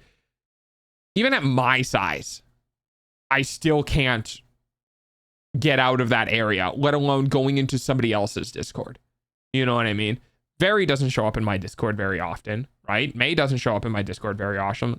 Plushy doesn't show up in my Discord very often. Sin doesn't show up in my Discord very often. Pretty much any other content creator friend that I have almost never shows up in my Discord. Why? Because they have their own Discords to deal with. You know what I mean? Like, they just don't. Because they don't have time. They don't have the mental capacity. And I say that hoping that if any one of those individuals hear me, they know I don't give a shit because I get it. Because I don't show up in their fucking Discords either. So, oh well, you know what I mean? Oh, fuck you, Very. Okay, I show up in Very's Discord, but that's different. Very's the closer friend. Like, yeah. Good job, Very. But you know, I'll reach out to others, but I just don't go in the Discord. I just talk to them through DMs because I'm not there for their Discord community. I'm there for them as an individual. So I go to their DMs to message. It's different if I have I fucking spawned her. all the time in the world, but I don't. So I'm like, You know, like, what do you say to it? It can be tough. So sometimes I'll be like, I'll just say it straight up. I'll be like, I don't really have the time to be like sitting in VC hanging out, but I appreciate the offer. I'll say that. And I've seen people where I've said that to them. Oh no. Is this the moment where some people send like a wall of text back and be like, I fucking knew it. This is all like that, and who like really shit on her. Then post the next day and be like, no one wants to be my friend. And I'm like, oh God, no.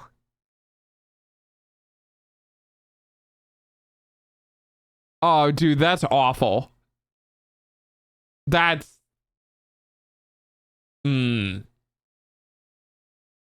Yeah, so when you have weight behind you as a streamer, that's gotta feel awful. Because then what do? Do you just unfollow them? Because then that just leaves a bad taste in their mouth. You know what I mean? Like, oh, I followed, and then they sent me a DM, and then they sent me another DM, and I told them I couldn't hang out, and now they're like, no one wants to be my friend. Like, what do you you're like, oh, fuck, cool, awesome, just shit on me because I don't have enough time to do things that you want me to. That's... Man, it's...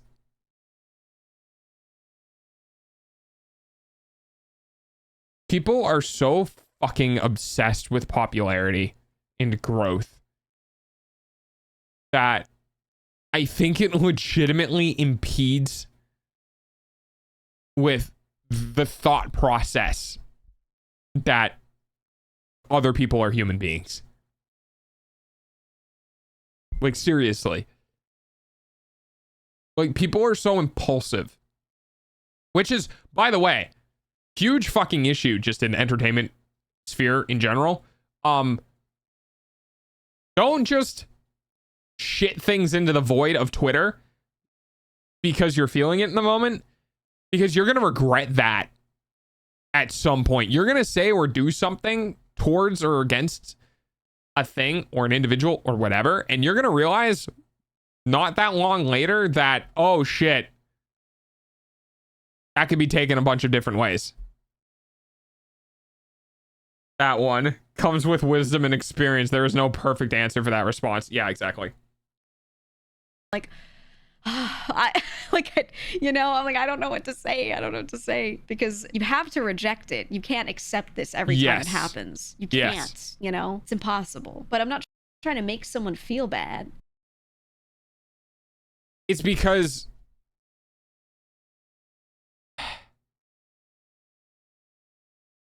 they don't have the experience on the other side. You know what I mean? Like, this is gonna sound awful. For example, saying I hate clankers and going forward 20 years and clankers is an actual slur now. Yeah, exactly.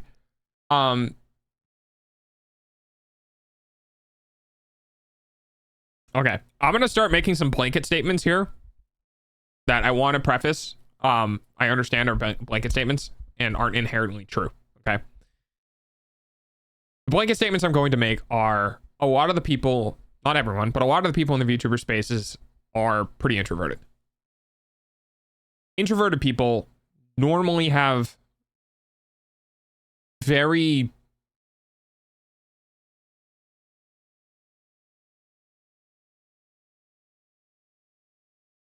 I don't want to say open, but the schedules or their availability is dictated by them, not their schedule.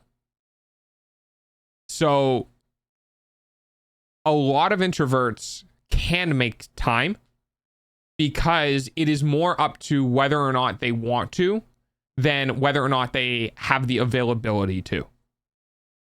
Because of that, I feel that not a lot of introverts understand, or it's not intrinsic to knowing, that some individuals literally can't, not because they are unwilling to do so, but they can't because they actually literally don't have time to do the things that they are already obligated to do and have self-care time. And because of that disconnect, they end up feeling personally attacked that the other person isn't making time for them. Because they've never been in a situation that they literally just cannot accept any more things. And they don't understand that that exists.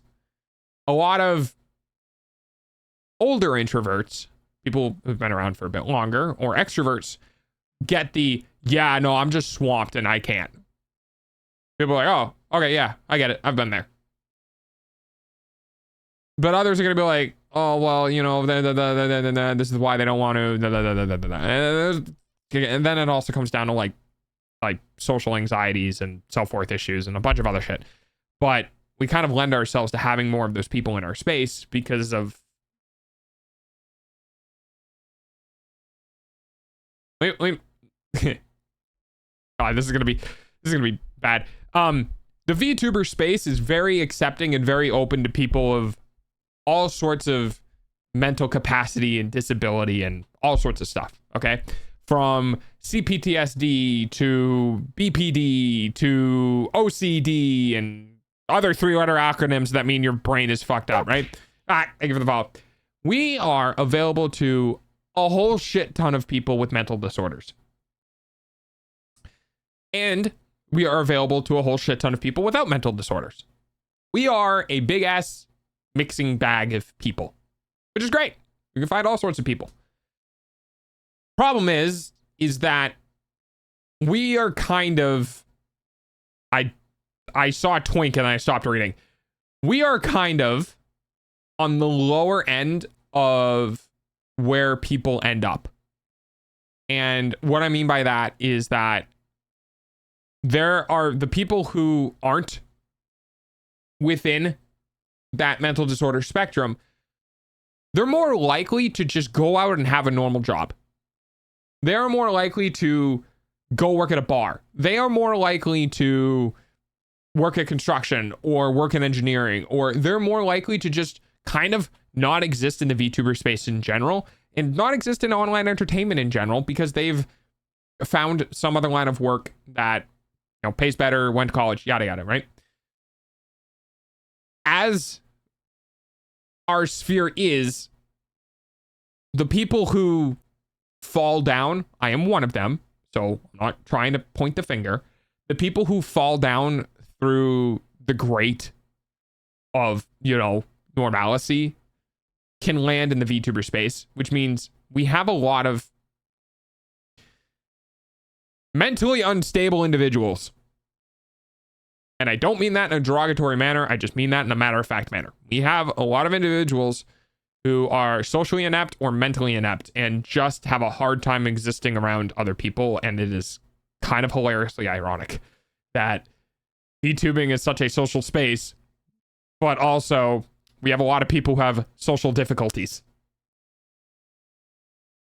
What that means, however, is that sometimes you get this sort of thing where people don't understand that people don't have time, all the way to people just fucking blowing up. And I mean, like, mental episode, like diagnosable episode of like bipolar or borderline personality or just literally exploding. And it makes the space really timid and really hard to navigate because not only are the people who exist in the space kind of not the best at social interactions, there are fucking landmines everywhere. So you can be not good at social interactions, but be within a space of people who are pretty stable, pretty good. So like you can fuck up a little bit and the other individual will be like, hey, you kind of fucked up. And you're like, oh shit, yeah, I did. I'm sorry. And then things like smooth over and everything is good, right? And then it happens again with somebody else. And you're like, oh, hey, sorry, I realized I did the thing. And then the other person's like, hey, it's no problem. I appreciate you understanding. And it smooths over, right? In the VTuber space, with the way that, with the types of people that we can have in the space, you fuck up, there's a probability and a possibility that the person you fucked up with is a landmine. And they explode and take you with them. And that makes people in this space very leery of interacting with people who don't have something to lose. The reason why collabs often happen between individuals who are a bit higher up is because that individual has something to lose. They're not just going to explode for no reason, because if they do, they lose something too. And it's very scary to work with or interact with an individual with a low following or smaller on the ladder or whatever, because they could just call you out for things they make up.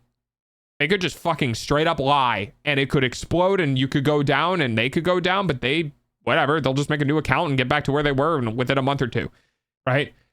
It's bad. It's real bad. And actually, I don't know if Very's still here, but it's one of the reasons why I have a pretty good respect for Very, is because when I was smaller, Very showed up when I had like less than 300 followers. Very was like, hey, you're kind of cool. I'm going to take a chance on you. Because what did I just say? Dude, I could have been a big problem. A huge problem. I could have, I mean, pick a thing. You know what I mean? But Very still decided to be like, yeah, you seem nice. I'll risk it. I'm sure she had her barriers up because she's been in the space for a while and I'm sure she's gone through that issue before. But there are people who are higher up who are taking a risk on me. And I'm just like, I swear I won't blow up and take you with me. I swear. I'll just blow up and push everyone away.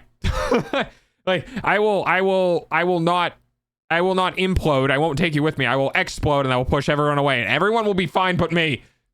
And even if I say it as nicely as I can think of saying it, people will still, yeah, I don't know. It's just setting a boundary. It's rough. I don't know what to say to these people sometimes. And then you see it and I'm like, I'm not going to bring this up now. Now it's dramatic. Ryuko said, yeah. I learned you can't collab with everyone because Jesus Christ. Oh man, I'm not even going to describe it. Ryuko had a moment. Yeah, no, you can't. Number one, you don't have the time. Number two, look, if Okay, so there's a mod in her chat that says it took me 6 months after getting modded before I DM'd Giga about a purely community thing. You would not catch me dead spitballing like that. If you're streaming just to have fun and just to play games with friends and you are not in any way trying to grow, you do not care about your audience's entertainment level, you only care about yourself, then yes, collab with everyone, do whatever, try whatever. But if you can Oh, this is about to get real interesting. So one of the reasons why I love these types of videos, especially within the space, is because I basically pause at the very start and I just dump. I just yap. I fucking go, dude. And I just go and go and go. And I get everything out. The reason why is because sometimes I love it when the video continues and it immediately hits a talking point that I talked about. And I'm just like, fuck yeah, validation. only care about yourself, then yes, collab with everyone, do whatever, try whatever. But if you care about the viewer experience, okay, then yeah, you can't collab with everyone. Some people, your chat is just, they're just not going to want to watch them. Some people, like, their communities just want a lot of completely solo streams. They just don't want a lot of collabs. Some of them do want a lot of collabs, but only with like people that are similar to them, similar types of entertainment, because they watch your stream because they find you entertaining, right? So if you bring on people that maybe you like, but they're like very different from you, sometimes it just doesn't land, you know? So it just doesn't always work out. And it doesn't mean you dislike that person, but if you care about your audience being entertained, sometimes you got to like tailor it a bit, you know? And that is a really hard conversation. Like, how do you tell someone that, hey, I really enjoy you, I'll play games with you off stream, but I can't bring you onto my stream because that shit just don't land, right? That sucks because then you're essentially, oh god, dude, that's got to be fucking awful. That's got to be awful. And I've been on the other side of that. It's actually one of the reasons why I just don't do collabs. I can't, guys. I can't. I have been a solo streamer for most of my stream career. I've had other channels where I had a co-streamer and we played together like every day. It was like, you know, always me and the other person. But I am so hardcore solo streaming that I can't turn it off. I can't turn it off. Because of that, I just constantly step on my collab partner. Constantly. Because I'm streaming, I must be entertaining. I have to be the entertainment. And if I have a collab partner, it just doesn't register. I don't slow down. I don't stop talking. I don't think of the bets. Like, I just don't. And I people don't understand when you tell them something bad about yourself and they're like, oh no, it's fine. Like, no, dude, you don't fucking get it. I'm not trying to be haha self-depreciating. I'm not trying to be like making it out worse than it actually is. This is just how it is, and you have to digest that. Because one of the worst things is saying you're a type of way or saying something about yourself and the other person does the it's fine thing that's supposed to be socially acceptable. And then the other person is that way that they warned you about. And then you end up ending collab or you end up ending something and the other person is now uncomfortable. Like, dude, I fucking warned you. It's not my fault you didn't take my warning seriously because you took my warning as the haha funny socially thing that like I'm not actually that bad. I'm making it out to be something else. You know what I mean? Like, and I can't deal with that. I'm not going to fucking keep dealing with that. And there are other people who are like, yeah, I collab with people and they primarily talk and my streams really like interacting with other people and I'm like there. Like May is a good example. When May and I do collabs, I just do this and I bring her in on a conversation and we talk and then I do extended talking or whatever and then like it works out great. But when it comes to streaming at the same time, it can be very one-sided in my direction, which means, you know, the other individual's chat is going to feel neglected. Whatever, right? And I think to a degree, it honestly takes some self-awareness of being like, maybe you're just not a good individual to collab with. And that's not like a bad thing. It's not like you're saying you're a bad person. It's just the way that you are means that there's not a lot of room left for other individuals. And that can change. But with me, I love my chat. I do. Like not in a I am a streamer and I love my chat sort of way. Like, I genuinely adore my community. And one of the reasons why I stream is to talk with my community. If I'm not communicating with my community, I don't feel like I'm doing a good job streaming. So I am going to be spending more time talking with my people in chat than I would end up spending that time talking to the individual. Because that is what I find to be my streaming. Because I like talking with my chat. I like communicating with them. They give me content. They entertain me. I entertain them. There's a back and forth. Other people can hear that communication and, you know, it's good. Or I just start fucking info dumping because autism and I can't shut the fuck up. And when that happens, I can't subject another individual to that. Like, it's such a, there are people who I could probably collab 100%, but those individuals are small and love is a strong word. I like your too, Delta. Appreciate it. But the potential is very small. Because even if the other person is like fun and entertaining and you like the streams and stuff like that, it doesn't necessarily mean that the content you're going to produce together is going to be entertaining enough for both sides. It's a lot sometimes. Yeah. It is. It's tough. Finding the right individual is hard. And finding the right individual where you don't just ignore chat is also difficult. Now, collabs change. Okay. So here's something that I don't know if she's going to talk about, but something I just remembered that I haven't touched upon is people in the higher echelons collab because it doesn't even matter. When you guys and gals and non-binary pals, when there's enough of you that you're moving so fast I can't read chat anymore, I can't interact with chat anymore. I can't pick out specific things or people or whatever, right? I lose 70% of that capability. Somebody sends a message now that's fucking a paragraph long. I can read the whole paragraph and respond to it, and it's still there a couple minutes later. Like, my chat does not move that fast. My chat moves, but not that fast. So I get to do that. Like, I get to interact with chat. But if I'm at the point where shit's just going ding, ding, ding, ding, ding, ding, ding, ding, ding, ding, ding, ding, okay. It's kind of gone. So collaborations at that level means that, well, you're not really able to interact with chat anyway. You might as well interact with an individual on stream that chat can watch, and like it can. Oh, that's bugging me. I just noticed something on our model. That chat can watch and enjoy that social interaction that normally would be between you and the chat, but now it's between you and another individual, right? So there's this weird curve, right? There's this, like, people watch smaller streamers because they like communicating with smaller streamers. They like feeling like they're a part of the community. They like feeling like they're not just a voice in a crowd, right? How do you do a collab and keep those individuals entertained without talking to them, without continuing to do the thing that they're there for, right?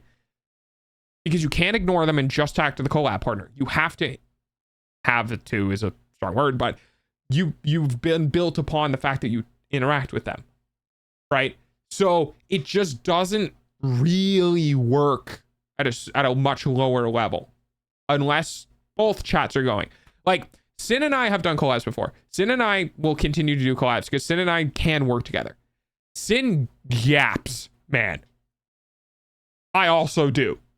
Putting us both in the same room is a recipe for fucking disaster, because he'll go off on something and he'll talk over me, which I frankly, I'm like, okay, good, because we both are at a point where if we're really into something, it doesn't matter what the other person's doing, we will talk over them and continue. And we've kind of learned with each other that if we go to talk over the other person and they keep going, it means that whatever they're talking about is kind of important. They really want to talk about it, and you just step back and let it happen. If you try to talk over the other individual, the other person, and they stop talking, it means that, okay, there's room for you to do the thing. So Sin and I work well in collabs because we understand that about each other. We don't judge that about each other. We just kind of let it fly. And we often have each other's chat ups. We're talking to chats. We're talking to both of our chats at the same time. It works out. But yeah, I can't bring you. I don't even remember what my fucking point was. The content not being entertaining. Yeah. It's God. It's not you, it's how we are together. It's like, holy shit, are we dating? What is this? Onto my stream, because that shit just don't land, right? That sucks, because then you're essentially telling them my community doesn't find you entertaining. It's That's almost hard time to tell for somebody. dogs Well, what do you early do? payment using your eyeballs. And it's not necessarily that your community doesn't find them entertaining.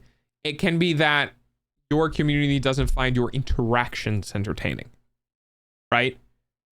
So, like, if that person is really entertaining as a solo act and you're really entertaining as a solo act, and you put both of each other together and you're just fumbling over each other constantly and it doesn't work, well, it just doesn't work.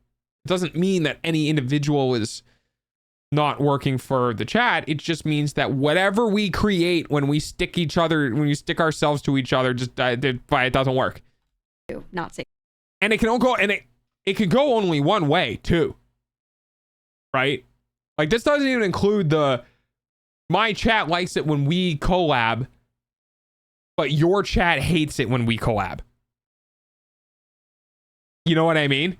Like, a great example of this is a male and a female VTuber, where the female VTuber has a lot of the marshmallows or whatever, and the male VTuber has people who, you know, like the female VTuber, right? So the male VTuber's audience goes, yeah, you know, we love her. We love when she's on stream. You guys work great together. It's super entertaining, yada, yada, yada, right?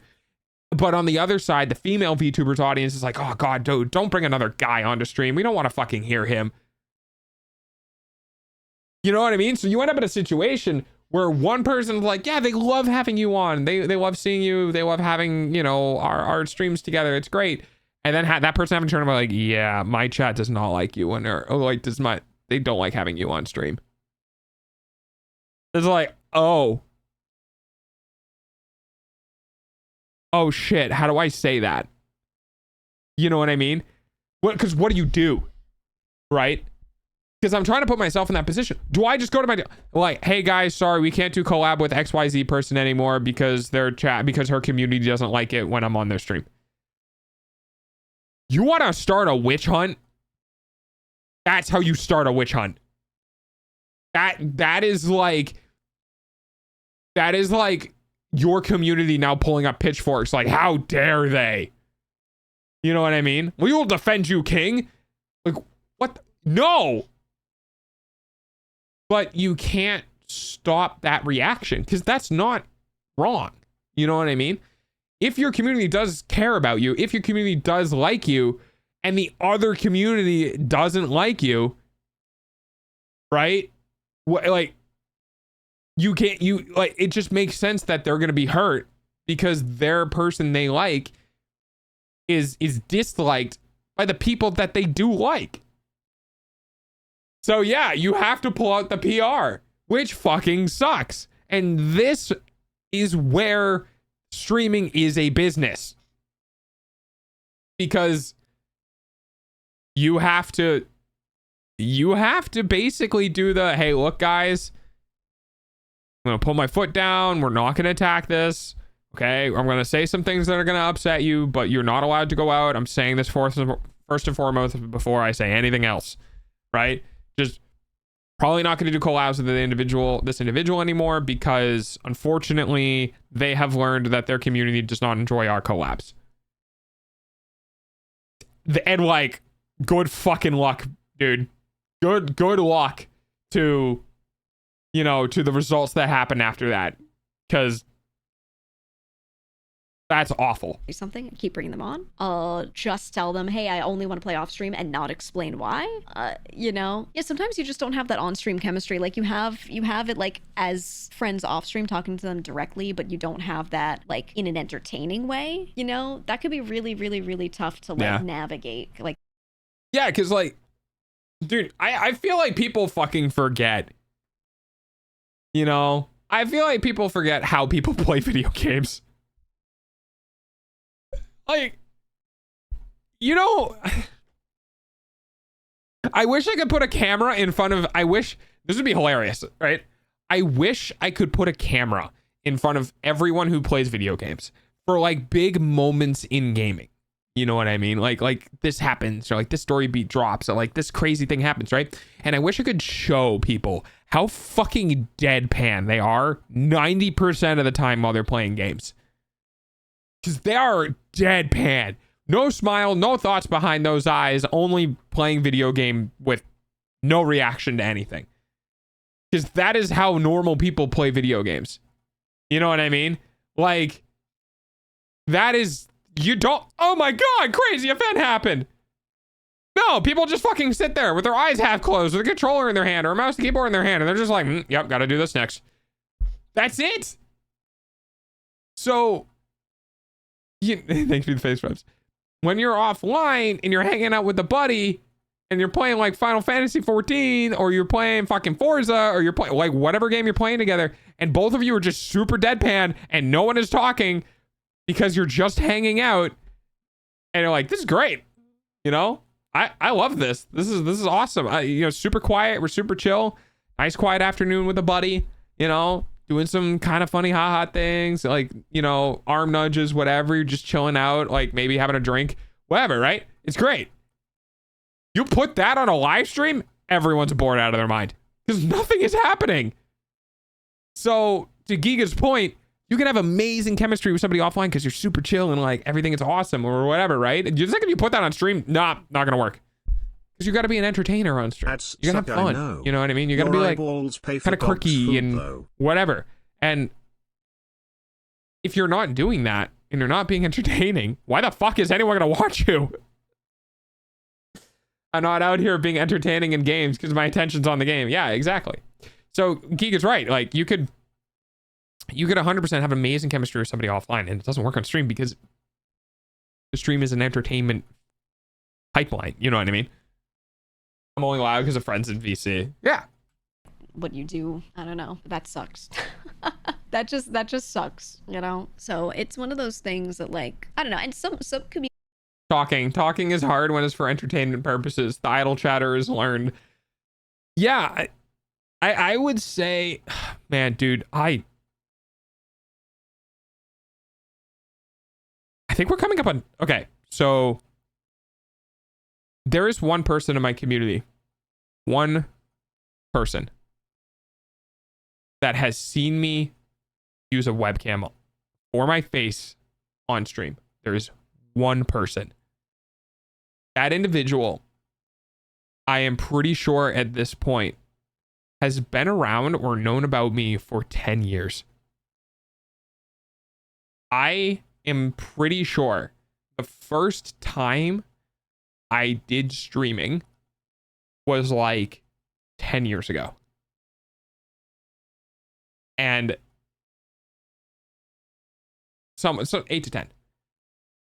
And I cannot tell you how different of a mindset it is between then and now. It's, well, okay, especially when you're on camera. Because like, you got to be careful about all of your mannerisms. You know what I mean? When you're on webcam and you have a face cam on, especially if you're autistic like I am, when you're doing like your face stims or your nose rubs or like, God, you know, pick your nose or some shit like that, like whatever, or you're picking your nails, you're like constantly being observed, and it is incredibly uncomfortable. But then you add on to that, you're also new and you have to be entertaining. It's really a lot to do at once. And it does definitely take some time to kind of land with communication and entertainment, right? But it's very interesting how it can naturally develop after you kind of get the ball rolling. At least for somebody who's autistic. Somebody who doesn't shut the fuck up in general, being a streamer who's designed to not shut the fuck up is surprisingly hilariously easy. I don't know what to tell you. My whole diagnosis is I vocal stim. I hum, I sing, I do weird shit with my voice, with funny voices, because that is just how I stim. So yeah, it's going to make sense that I'm going to yap a lot on streams, because it's just what it is. But for people who for people who aren't unlucky enough to be lucky, forming cohesive thoughts for the purposes of entertainment and dialogue and stories and whatever can be a lot, because it doesn't just, they don't basically have like an endless fountain in their brain that they're trying to turn off and can't. You know what I mean? I've seen you're on the screen right now. Thanks, Banana. But yeah, so being entertaining through communication, through your voice, right? Because people can be entertaining through gameplay because they're really fucking good at the game. They're dead fucking silent. They never talk. They have a hand cam and a face cam on, and they literally just sit there and don't do anything, but they are cracked at the video game. People want to watch it because, holy shit, you're cracked at the video game, right? But there's the other side of the fence where you are the entertainment and your video isn't, which is always what I've strived to be, because I don't want to change video games and lose all my viewership. I want people to stay here for me. Communities are really resistant to it. Some communities are like, we're trying shit out. They don't care. They'll watch anything as long as I talked for too That long and just forgot what sucks, happened. you know? So it's one of those things that, like, I don't know. And some communities are really resistant to it. Some communities are like, we're trying shit out. They don't care. They'll watch anything as long as you're in it. And other communities are like, I want this type of entertainment. And if I'm not getting this type of vibe, then I'm just going to go watch another stream, right? Yeah, that's a really big thing. That's called content lock. Content lock is terrifying. Terrifying. Content lock, you lose everything the second you step away from that content. And that is what happens when people who are just really good at a game, hi, welcome back, Miku. Thank you. I appreciate it. People end up in content lock and they can't change games and they can't do other things because people aren't there to watch them. People are there to watch the things they do. And one of the reasons why I haven't really stuck with a game, well, okay, Satisfactory has been very prominent on this channel because, oh my God, this game has me in a death grip. We will play other games. We still kind of have played other games, but holy shit, I am just, this game fun. But it's one of the reasons why I try to do other things and play other games is because I don't want people who are only going to watch me for the things that I play and not who I am, because I don't want that. I want my community to be here for, yeah, it's dog. Dog's going to do dumb shit in other video games. I'm going to point and laugh at the dog. Only you would be able to turn a 9-minute video into a 2-hour react. Hey, thanks. And yeah, having a community that's like, we're here for you, do whatever the fuck you want, is by far the best feeling. This type of entertainment, and if I'm not getting this type of vibe, then I'm just gonna go watch another stream, right? So it's like, sometimes you just don't have a community that will accept it. Right? They don't mean poorly by it, it's just that they come there to get entertained, right? You're providing. And like, that is a great example. Go watch anyone who's done Overwatch, go watch anyone who's done Marvel Rivals, go watch anyone in Valo or anyone in League of Legends. Go watch all those big people and wait for them to do a variety stream, wait for them to do a fucking Harvest Moon or Stardew Valley or some weird indie game. Go or like Dark Souls or Hollow Knight or anything like that. Okay? And watch their fucking numbers plummet into the ground. They will go from like 5,000 viewers to like 500, 200. Because no one gives a shit about them. They only give a shit about that one game. They don't care about that person. They care about if that person is interacting with the game that they like. It's scary, man. It's fucking scary. Hi, Goose and Ducks. Goose and Ducks and Goose and Ducks and Goose and Ducks. Service, and the service isn't what they want right now, and that's, I don't know, that could be really tough. I feel like most people understand this, but then the people let their chance blind them too much. I think most people, if you say this to them, like you talk about it in a meta way like this, they're like, yeah, I completely get it. But yeah, when it happens to them, suddenly they like can't. They have a hard time dealing with it, and I don't blame them. I don't. Yeah, that is the, oh, it would never happen to me. And then you get into a car accident and you're like, oh God, what is happening? Like, congratulations, you're a statistic. Don't blame them. God damn it, Mimi. God, guys. Fuck. At all. I don't know. Like, I just try dragging random friends on all the time. And look, I'm aware that I have certain friends that if I collab with them, people are not as into it as they are with other friends. I know there's a difference. There's certain people that when they show up, everyone's like, yay, clapping, and others where they're like, okay. And I'm like, whatever. You just have to like balance. That, oh, dude.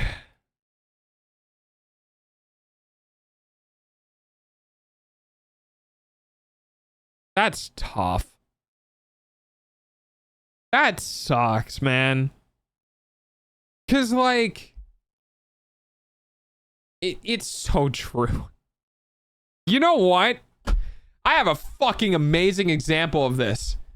Do you guys know, oh God, I gotta remember the names. Vox and, Merryweather? Was it Vox Mock? Not Vox, no. Just, fuck, I can't remember his name. Merryweather and... Shit. Hang on, let me go look it up.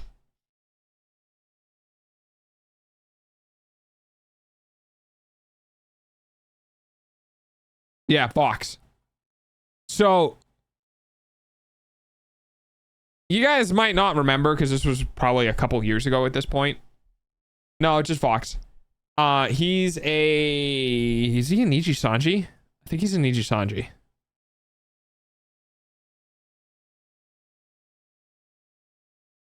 Vox Akuma. So Merryweather and Vox Akuma. They were like breaking the internet because Vox would like tease him, right? And he'd be like super like shy, femboy, whatever about it. And the BL community and whatever just was eating it up. And I don't know what happened, but something happened and it just immediately stopped. It's legitimately like you can get, hilarious enough, you can actually get pigeonholed into content lock with a person. So I was talking about being content locked with games or whatever, but you can also get content locked with a person where if you and that individual aren't streaming together or collabing, then no one wants anything to do with you. Because they're not there for you and they're not there for them. They're only there for the things that happen between you. Right? And I got two people on the top of my head I can list. Pine FM and Siri. Sea Dog VA and Iron Mouse. Vox and Merryweather. Right? There's more. I could probably keep going on. But there are like Soviet Womble and like Cyanide or the whole that whole crew, right? I could go on about 2-pair or 3-pair individuals that people only watch their content because they and another person interact and they don't give a shit about that in person in an individual way, and like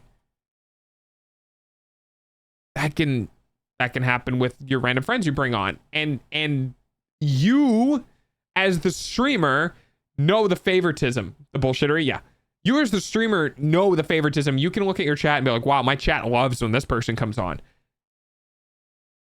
You could just keep bringing them on and you could keep maybe getting more viewers and more money and more entertainment and yada yada yada yada, but like that's kind of shitty. It's kind of a shitty thing to do. You just have to balance. Thankfully, this community isn't too bad with it, you know? So I don't have to be like the worst.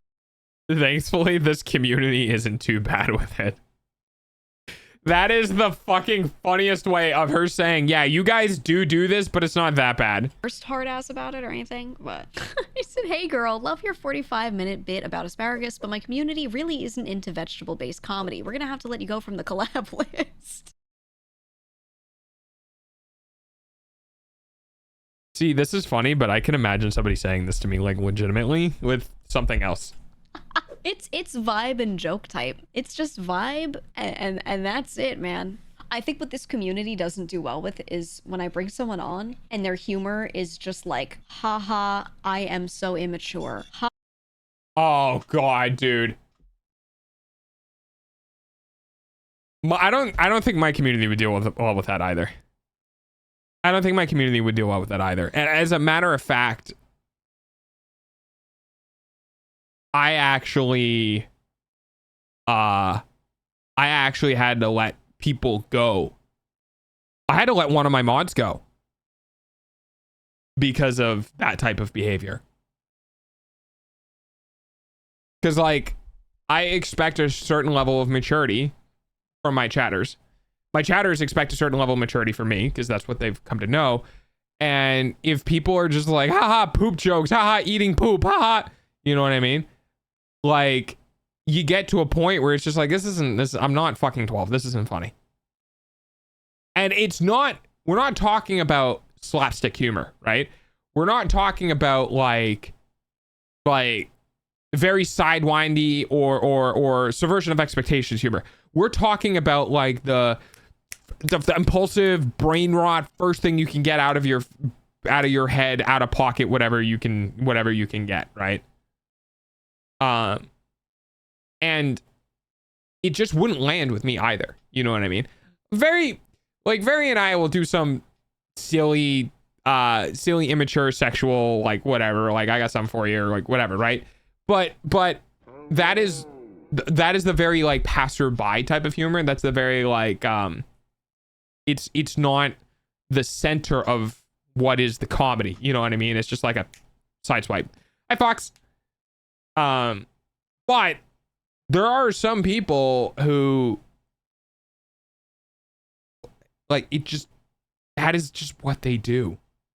As a matter of fact, and I think it's been long enough, and I don't think this individual comes around anymore. I'll just I'll say it straight up. I haven't told this on stream before.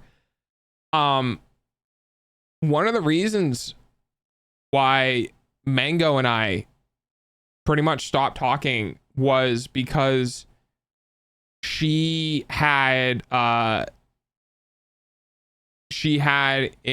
individual that she collabed with a lot whose humor was passive aggressive poke funny, but like all of the time.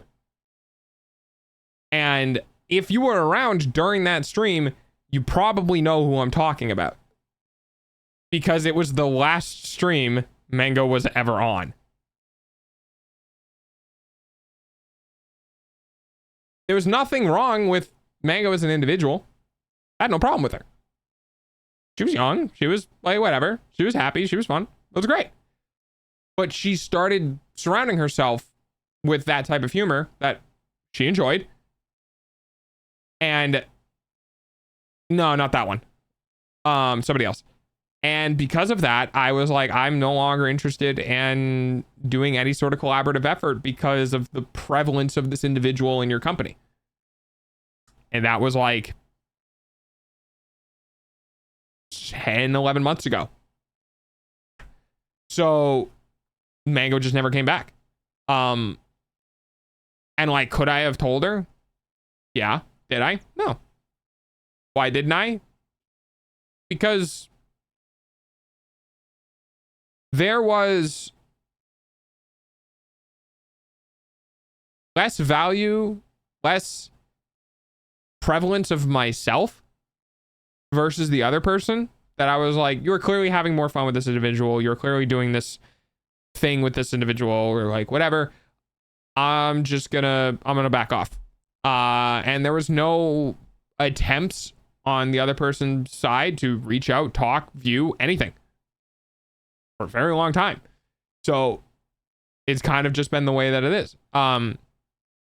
But so what I mean by this, like this whole thing, is that not only can that immaturity humor not play well, but if you as an individual put yourself around other people who don't play well with others in your friend group, you should not be surprised if the others don't show up as often, because you've decided that these types of friends are the ones that you're going to have, because they're just incompatible.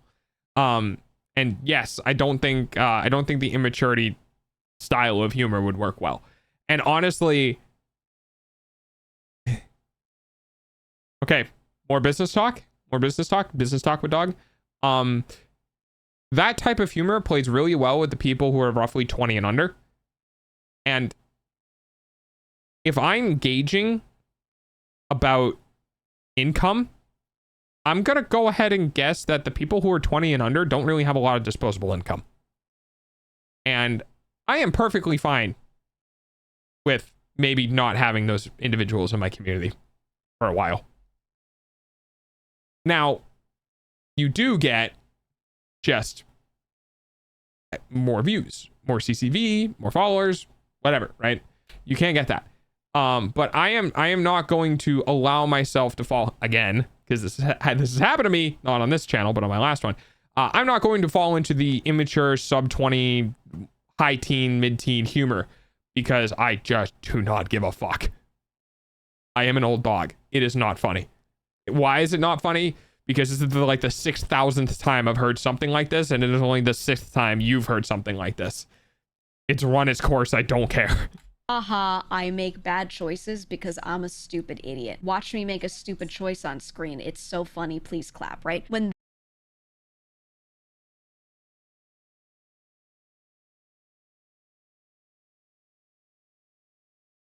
There is a very specific mutt that came to mind with this and their cooking streams.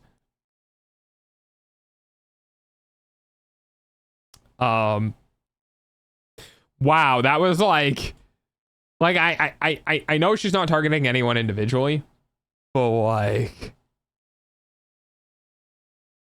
the fact that when she said that, I instantly had somebody in my head was just oof.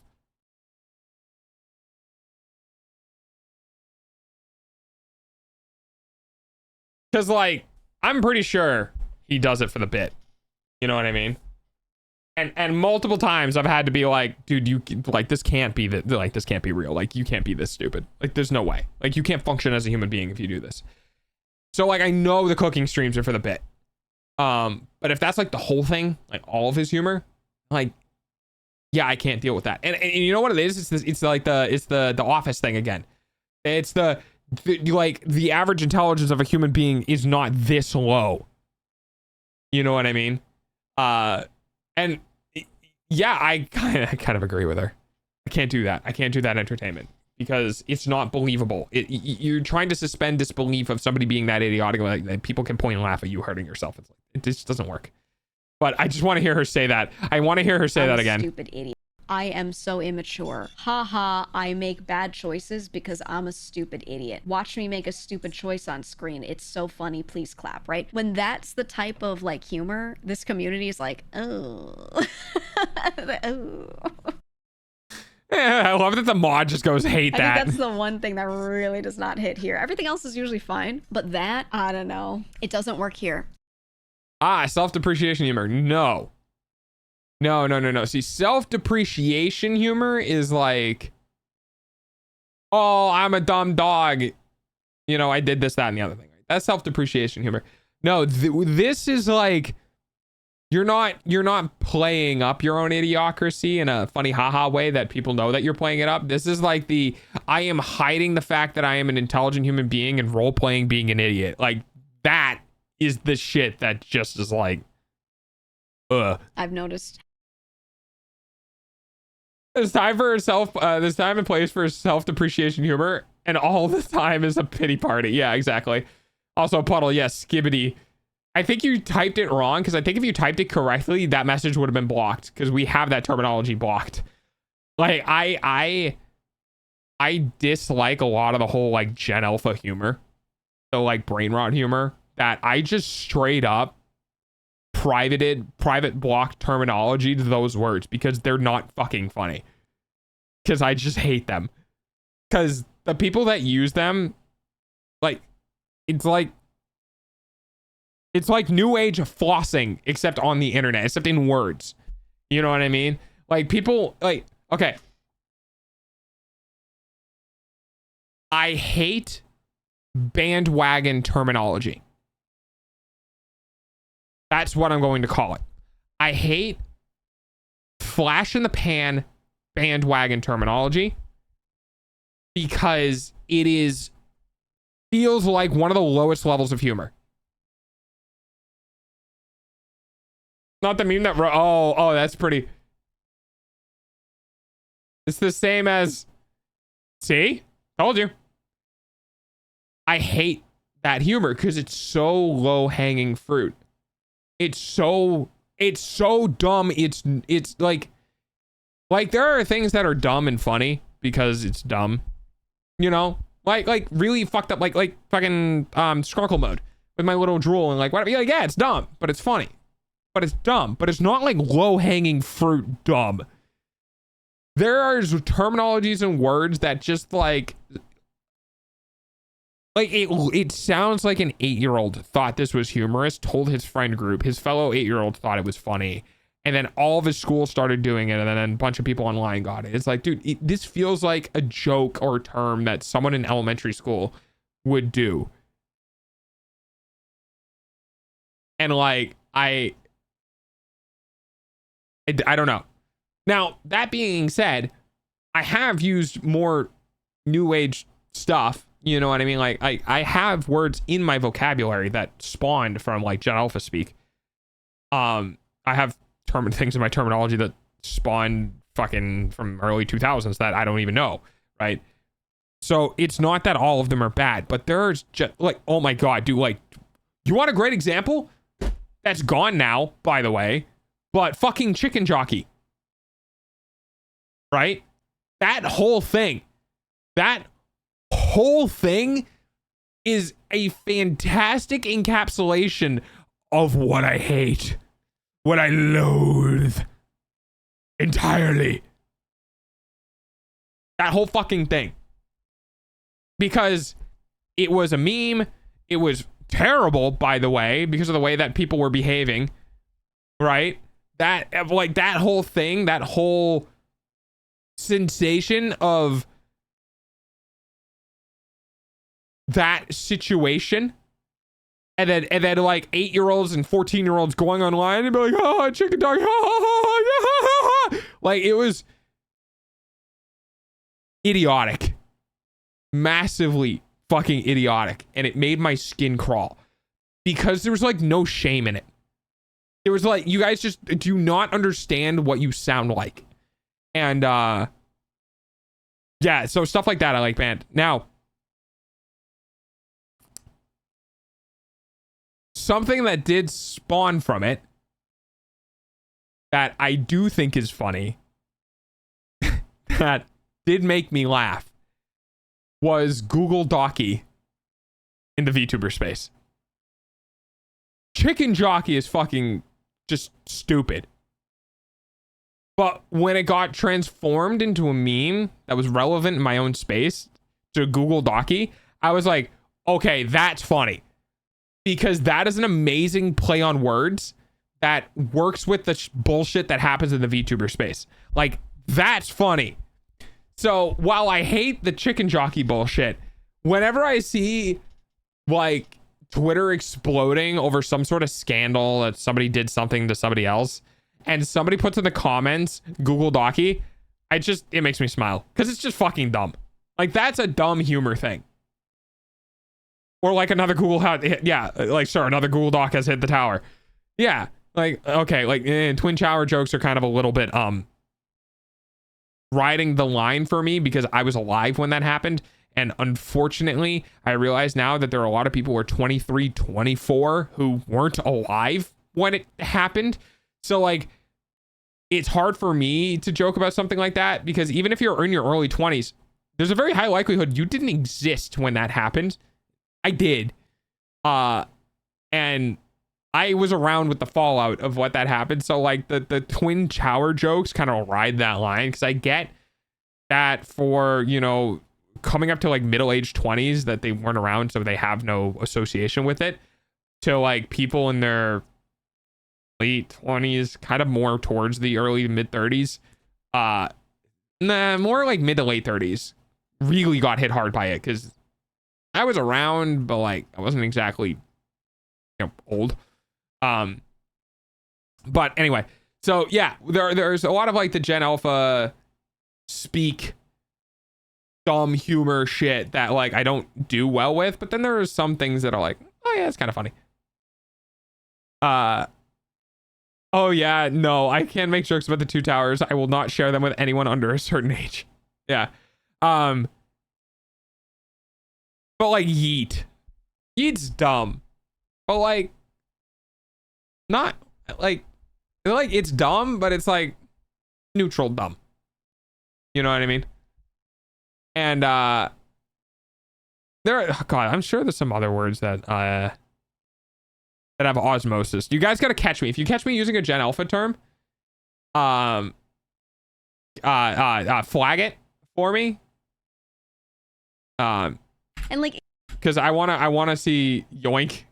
Okay, I like yoink. It can work Yoink is a fun. little bit, but when it's like only that is what I'm talking about, right? When it's only that and it's just like so strong. I like yoink in combination with like the things like getting pulled, like the cat.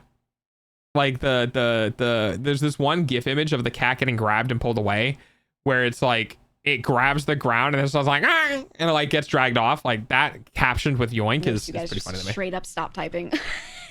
Little bit, Sorry, hang but on. when it's like only that is what I'm talking about, right? When it's only that and it's just like so strong, I've noticed you guys just straight up stop typing.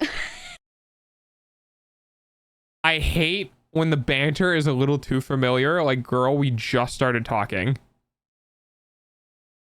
That's Ryu Dog in mod chat, or in the mod in the chat. I kind of have a problem with that. You know, it is amazing that I am like the dog VTuber, because I literally am like a dog. And I know that sometimes people are like, oh yeah, because you're dog. I'm like, no guys, no. I am a dog. I become very familiar with people very quickly. I don't really have very good self-restraint. I get very yappy, very jumpy, very like involved. And then once I like have gotten the fill of the individual or whatever, and then I walk away and I go find somebody else. Like, I am a dog in all of the good ways and in all the bad ways. So when somebody's like, the banter's a little too familiar, I'm just like, oh god, yeah, I could do that, because I don't care. I'll just talk about anything. Like, I'm pretty much an open book. There's a lot of stuff that I'm willing to talk about on stream. I've talked about like the sex stories on stream. I've shied away from that because time and place, but you're not going to catch me a lot of the times being embarrassed about a conversation. Not going to catch me a lot of the times being like, ooh, that's taboo. I can't talk about that.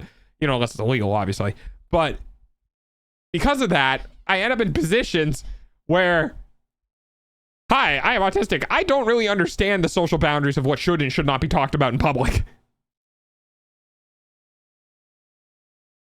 Y'all who are alive to the World Trade Center are old. We're not old. And I feel bad. I was like, I'm like, oh no. I'm like subjecting them to this. I feel so oh, she's talking about whenever someone does dumb humor, like dumb bullshit humor, people literally check out and like chat just stops. bad, dude. Ooh, you said you hate when the banter's a little too familiar. Ha! That's great. And like, girl, we just started talking. Yeah, I don't like that either. I meet someone and I bring them on for one collab and they're like, it's time, and they start popping off and I'm like, please. I don't know. So there's certain like groups I feel like I've sort of like Spring chicken over here. How's that become grass? friends with, and then really quickly just taken to them because I'm like, okay, we have a similar vibe. Not that we like act the same or our streams feel the same, But your wavelength matches up even if they're different. but you can tell we're in like the same place in life. You know, it's just like, Oh, yeah. Yeah, the difference of collabing with somebody who's in your age group versus somebody who's not is totally different. that. And then there are some groups of people where I'm like, I just don't think I can be here. I don't even hate these people ever. I'm just like, I just don't think I can be here. You know, you never understood the girl failure thing. It depends on how it. Oh, God.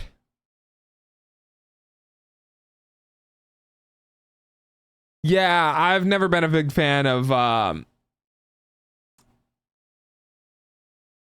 I'm sure pretty much everyone in my chat would agree, the whole cutifying of like mental disorders needs to stop.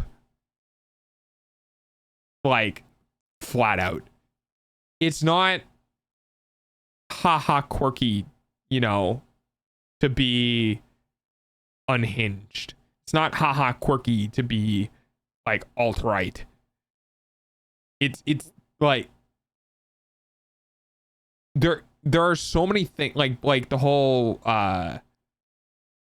girl failure and bed rotting and all the stuff of like, I'm just a quirky individual. Oops, me. I stayed in bed all day. Like, you need to stop. Fuck, what is it called? There's an actual terminology. Not enabling, not desensitizing. There's a specific term like invalidating it. You know what I mean? Of like trying to normalize it and make it unique and make it fun and make it memey and make it trendy. You know what I mean? Yeah. There, I can't fucking remember the word. Because it's not. Because what ends up happening is you're only like, okay, you want to know what it's like? It's like, Okay. A lot of things in life are a spectrum. And we're going to work with autism because I have that. So I can do this without like feeling like I'm calling somebody out, right? If I went online and I went, tee hee, my autism got me in trouble with a friend again. Oh, I'm just a silly dog, right? Well, my autism might be somewhere like, if we put it in spider terms, my autism could be somewhere between like a jumping spider and a wolf spider. You know what I mean? Like, you know, somewhere around there, right? So like, I can kind of operate, you know, it's not terrible. It's pretty bad. It's not terrible.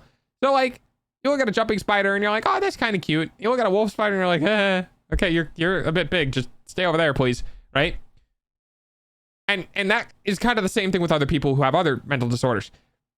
There are people whose equivalent mental disorder is like a fucking tarantula, right? And when people are very familiar with the jumping spider, right, or the wolf spider, and they're like, oh, it's not so bad, it's just a cute little jumping spider, and then they go see somebody who's diagnosed with it, who's further along in that area, and they go, holy shit, what the fuck is that? And it's like, hi, yes, this is what it is when it's disabling. Not so cute anymore, is it? Because a lot of people who have an affliction who do the tee-hee thing, it's not really like, it can be bad. It depends on how they're masking it. But a lot of the times they're trying to make it look not as bad as it actually is. And then when people go up to something that is actually like, I've gone to therapy and had multiple different therapists because they couldn't fucking help me. And they're like, oh no, never mind. I want nothing to do with this. You know what I mean? Like, dude, we gotta stop trying to make things look better than they actually are. You know, and it's the same thing of like, oh yeah, get yourself an autistic boyfriend, and you'll never have to worry about like being bored or not having conversations. You know what I mean? Like we're purchasable. You know what I mean? Like the mental disorders are just, you can just go shopping for an individual with a mental disorder because that is the type of person you want. Like, dude, it's fucking bad. Holy shit. It's done. There's like a, oops, I'm so silly girl failure. And then there's the like, I'm going to play with fire girl failure. You know what I mean? This is different kind of. Commercialization of a mental disorder. Oh yeah. Oh yeah. And trust me, I am familiar and have heard stories about men going out and finding those posts of looking for friends and just like, you know, the type of people that posts the looking for friend posts, right? The vulnerable people that have difficulty maintaining relationships and probably aren't mentally stable and are very highly likely to be able to be easily manipulated. Oh yeah. Oh yeah. Flavors. But, you know, and one, you guys are like, oh, she's just being silly. And then another, you guys are like, can she stop? You know? I like this one. The girl failure and the gooning content ain't it for me. Do I get started on the whole gooning content thing? Do I get started on the whole scrolling through Twitter and every other fucking post is VTubers doing this? Because like, we gotta get that titty physics going, man. We gotta make them clap. Because that's apparently what makes money. I know you know what you're doing. Please stop. Different flavors. I think it's also easy to tell when it's like a little bit of a bit and you're just being funny versus when you're like, I must make this my. Yeah, because when it's a bit, it can be funny because it's not all the time. That's what makes it funny, is when it just kind of shows up and it's like, ha! And then it goes away. Everything I'm putting on my stupid suit, you know. I think overall, like. Wait, hang on one more time. I think it's also easy to tell when it's like a little bit of a bit and you're just being funny versus when you're like, I must make this my everything. I'm putting on my stupid suit, you know. Putting on my stupid suit. That's fucking wild. Yes, it does make money. All those lonely people skirting old fest stuffs. Yes. And the gooning content is really, really unfortunate because that is kind of the poster child for what VTubers are right now. And I wish that would stop, but it won't stop because people make a living off of it. So it will continue I to think happen. overall, like, if people like that, then people like that, right? I'm not saying the people who make that content need to stop. I'm saying I wish we could stop having that label, but it won't happen because people will inevitably continue to make that content. I don't really see the issue there. It's enabled by consumers, so it will continue to happen. There we go. It's just more so that certain groups of people will want to watch that and others won't, right? And then it makes it so that there will be some people that I genuinely enjoy, but if I try to do certain things with them, some people will get like kind of tired of the content quickly because they're like, I'm tired of this person being unable to press 2 buttons, you know, or whatever it is, right? It could be different. The other issue is when you vibe just fine with the streamer themselves, but it turns out the content type respective audiences are accustomed to has nearly no overlap. Yes. I like them as an individual, but to collab with them means they need to have their tits out on my stream.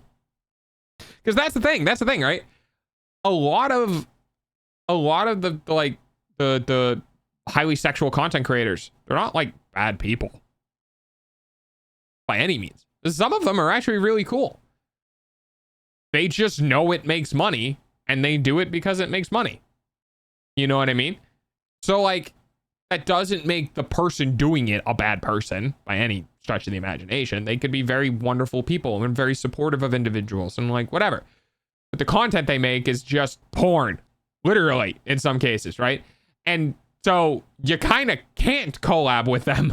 Yeah. That's happened a lot. I have a lot of people that I'm friends with, but we don't really stream together because we're just like, we content-wise don't have anything in common. And that's fine. That's just totally fine. You just talk to them outside of it, you know? Nothing wrong with that, in my opinion. I just think those are conversations people should be willing to have, and they should not feel like that Take it personally. directly is a representation of how much someone likes them as a person. Yeah, they shouldn't take it personally. You know? It's 2 different things. And, okay. And the great thing about this is a prime example of the differences between business streaming and hobby streaming. This is a perfect example of that. Business streaming is you worrying about your content overlap. Hobby streaming is I don't give a fuck. And people who are hobby streamers don't necessarily understand why they're not allowed to go on to the business streamer streams. Well, the business streamer is sitting there trying to explain to them that I am literally going to lose viewership and potentially placements on For You suggestions because you exist on my stream. But it's not anything against you. And the other person has to go, oh, yeah, no, that's fine. People don't do that. The hobby streamers don't do that.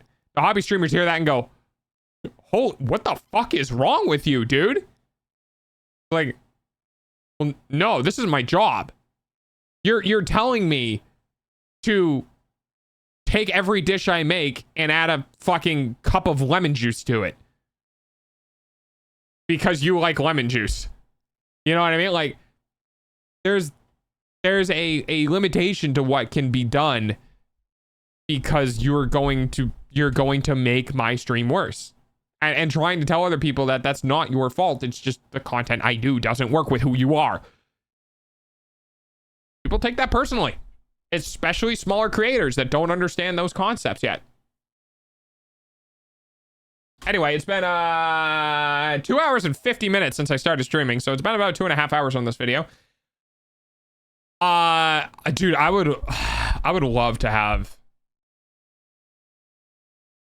I'd love to sit down and like do an interview or podcast with Giga, because at least with these specific like talks, these are super cool. These are super interesting. That's a hard lesson. It is. It definitely is. Well, the thumbnail for this fucking VOD is going to be really easy, considering, you know, this is most of the video, and well, now it's time for our music break.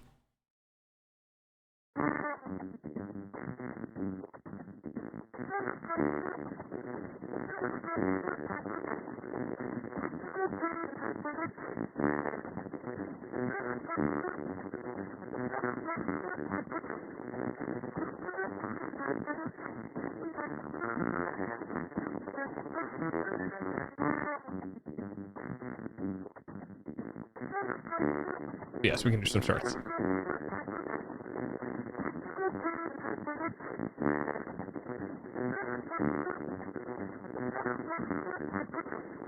Hera putting in fucking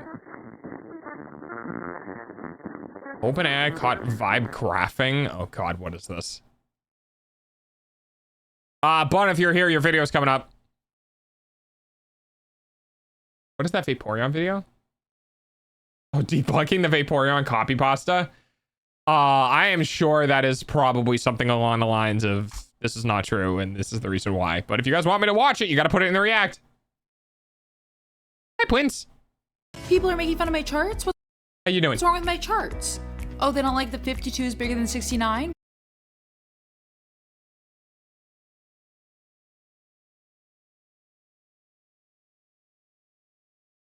That is fucking awful. Oh my god, that is awful. What the fuck? That is not even... This isn't even remotely close. If you doubled this square in visual, you would have 130 and you still wouldn't even be up to the 79. Like this whole part, like you need to cut it off like down here. Holy shit, that's bad. Well, I made it bigger because it's pink, so, you know. And why did I make 47.4 bigger than 50?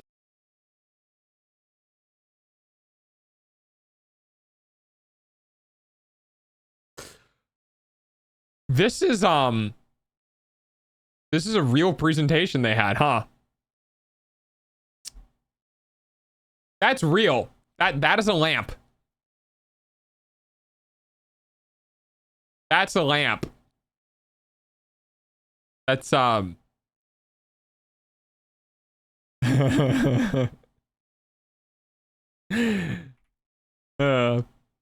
I hit the mute button. You wanted the pink one to be smaller. What did I use to make these? Come on, you know the answer to that. What? I thought we were an AI first company. You guys keep saying GPT-5 is gonna replace all of our jobs. God forbid a girl believe in you. People are making fun of my charts? What's wrong with my charts? Oh, they don't like the 52 is bigger than 69? Nice, by the way. That is illegal. This right here might not be illegal because this number is actually bigger than this number. This one isn't, but the takeaway. Well, I made it bigger because it's pink, so, you know. And why did I make 47? That is illegal. If you were to show a board of investors this graph and you were taken to court for deceptive practices, yeah, they'd be like, oh, 100%.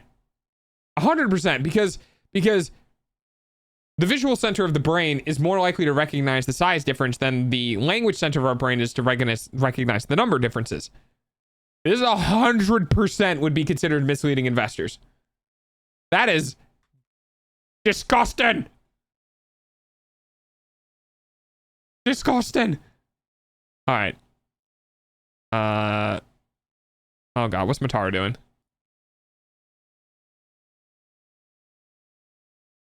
Oh, this is on TikTok. Oh, interesting.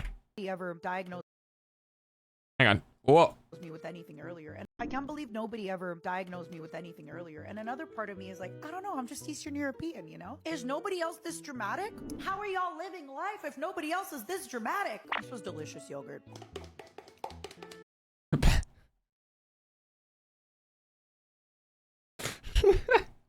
We could wait, you can hear me scrape the yogurt cup. I'm like, I actually thought that was a bit. I know this is quiet for chat. It's quiet in general. That's so embarrassing. That's actually fucking hilarious. I thought she was doing it for a bit. I thought she was just like, I'm gonna scrape it. I didn't realize that she thought chat was muted, or she thought like chat couldn't hear that. That's quite funny. I love that. Man, I wish I could be that funny. Okay, Cabal. What's Cabal up to? There we go. All I know is I put food in the microwave, I press funny button, it comes out hot. Boiling lava outside. Arctic winter inside. If that isn't magic, I don't know what is. For those who are curious, I believe it's partly due to the microwave radiation wavelength, the moisture content in different parts, as well as it's easier to transfer heat on the inside to other parts of it on the inside than it is to transfer the heat from the surface of the object to the air. Hot Pockets, dog sorcery. Like, it's basically making a deal with the devil. Have you seen what they do to people's intestinal tracts? Like, oh my God, if that isn't a Faustian pack of deliciousness, I don't know what is. All I Taco know Bell. It's to say they made the same deal with they made a deal with the same devil that Taco Bell made a deal with. That's how it can be explained. Me when I reheat a lasagna, but I don't have a lot of cheese on the leftover slice, so I put some slices of cheddar on top, and it insulates the fucking thing in the oven. Yep. I'm gonna see. Okay, hang on. I'm gonna put this away. I'm gonna see if I can find it.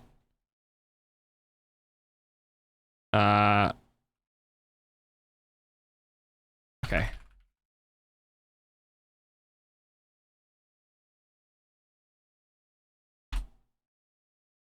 Can I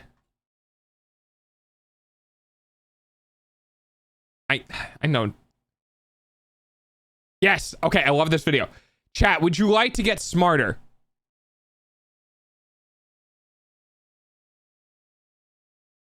We're going to get a little bit smarter here. All right. You ready? I'm going to see. I think this is the video that I watched, but I'm going to show you guys. This microwave oven is a truly remarkable feat of engineering. Also, this looks like a fucking video I would watch in high school. Oh, it was 13 years ago. The rapid heating that makes microwaves popular is made possible by power provided from... By the way, microwaves are actually super cool. Hi, Caitlin. Microwaves are actually super cool. You guys are going to like this. Trust me. This vacuum tube. Now, if you picture a vacuum tube at all, it's likely in... Microwaves are basically complicated friction cooking. You'll see. A radio like this.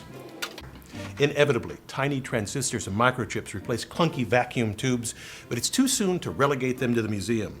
Microchips can't easily replace tubes for producing power, for example, in heating food. Now, a microwave contains three main components. A vacuum tube called a magnetron. It generates the energy. Keeping my promise of joining when I'm not sick. I appreciate that. I'm glad you were here. Oh, hang on. Let me full screen this.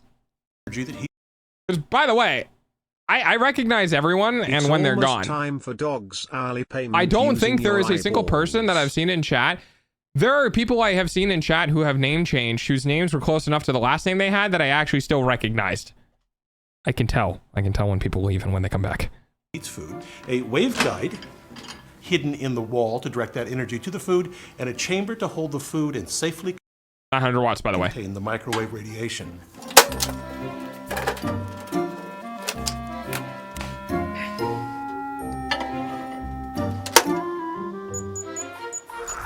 In principle, a microwave oven heats no differently than any other type of heat transfer. At a molecular level, heat is a transfer of energy that results in increased motion of the molecules in a substance. Since we aren't quantum-sized, we observe this increase in motion as a rise in temperature. In a traditional oven or stove, we heat food by placing a pan on a burner, or in the oven where the walls radiate heat, which cooks the outside of the food. The insides cook when heat transfers from the surface of the food to its interior. In contrast, Gordon Samuelson, when I'm up at 3 a.m. and don't want to choose energy from the magnetron penetrates into the food, which means the whole mass of the food can be cooked simultaneously. Yeah. How does it do this? Well, our food is filled with water, which is positively charged at one end and negative at the other. This to is give important. these molecules more energy, we expose it to electromagnetic waves that emanate. Okay. This is important.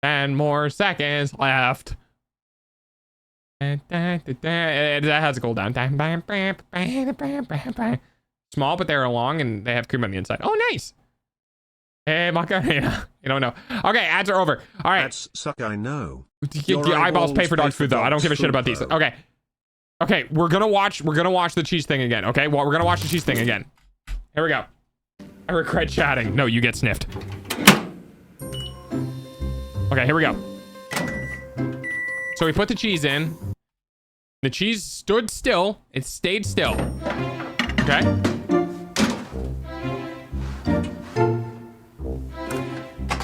All right, now look at the cheese. You can see on here sections where the cheese is completely melted and other sections where it's completely unheated. The oven's metal walls only reflect waves of a length that fits inside the oven. This standing wave causes hot and cold spots inside the oven.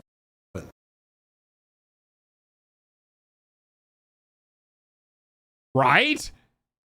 The three-dimensional pattern of waves is difficult to predict, but the principle can be seen by looking at the waves in a single dimension. The peaks and valleys in the wave represent the greatest energy of the wave. So you can see the microwave. This is literally the actual length, or roughly the actual length, of the waves of energy. This is really the actual length of the waves of energy that are happening in the microwave. And because of that, these dots where these waves of energies are not passing over the axis, they're anchored into the center of the axis. Think of the pets. That is where no energy is actually getting transferred. Well, the nodes here correspond to the cold spots inside the chamber. They're always zero. If I measure the distance between melted cheese spots, I find about 2.5 inches. That would be half the wavelength, the distance between nodes, and is pretty close to the actual wavelength of microwave radiation used. How fucking cool is that? Using that wavelength, I can estimate the microwave radiation's frequency. The frequency is related to the wavelength by the speed of light. I get an answer that only has a 4 or 5% error, not bad for this primitive measurement. Now, the real engineering in the microwave oven lies in creating the magnetron that generates high-powered radio waves. It's truly an amazing and revolutionary device. It's so cool. I watched this video for the first time many years ago, and I was like, holy shit, I understand microwaves now. The vacuum tube is inside here. These are cooling fins, thin pieces of metal that dissipate the heat as the magnetron operates. Magnetron. Robots in disguise. The key parts are these two magnets and the vacuum tube. Now, I have another one so you can see the inside. You apply a large voltage across both the inner filament and the circular copper outside.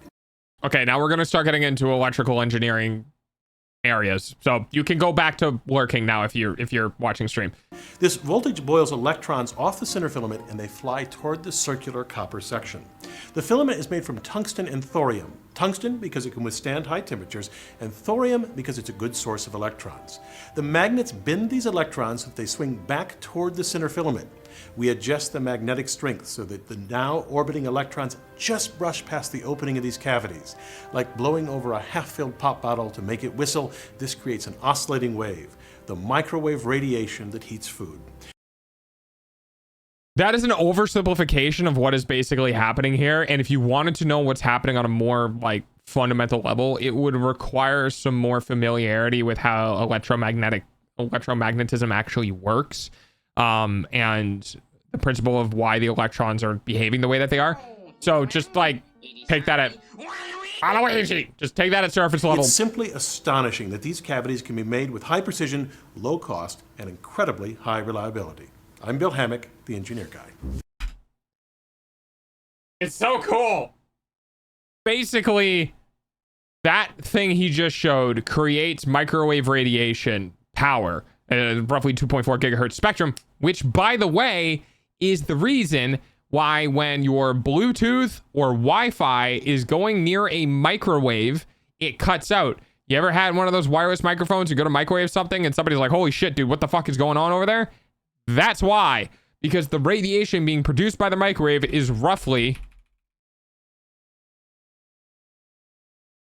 2.45 gigahertz.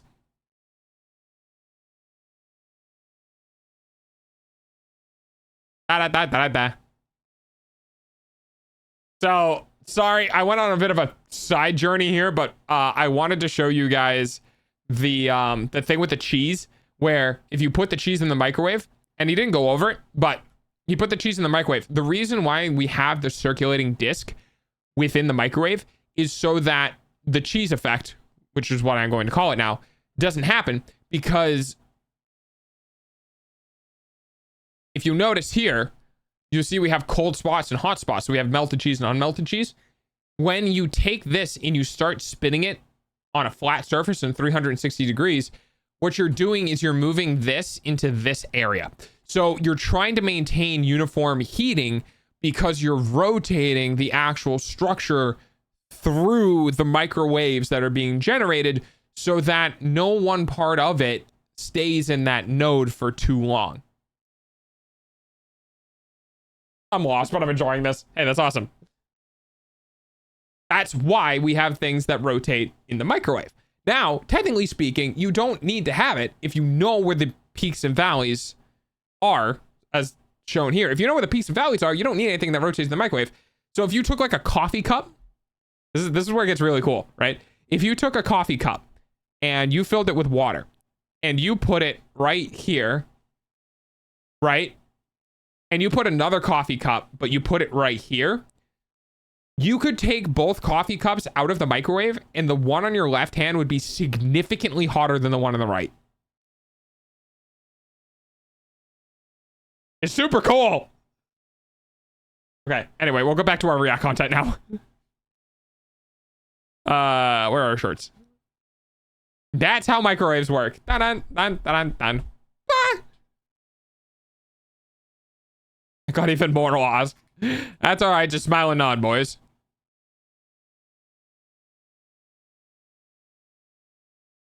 Oh, is this I've seen this before. Okay, we're gonna watch two of these. One of these is Mimi Tons. Here we go. I just saw books with a dragon on it, and I want to watch this now. I started a new collection. Oh, no. You ever heard of these things? Books? Yeah. A dragon. Oh, shit. Hang on, wait. There we go. What happened to your eye?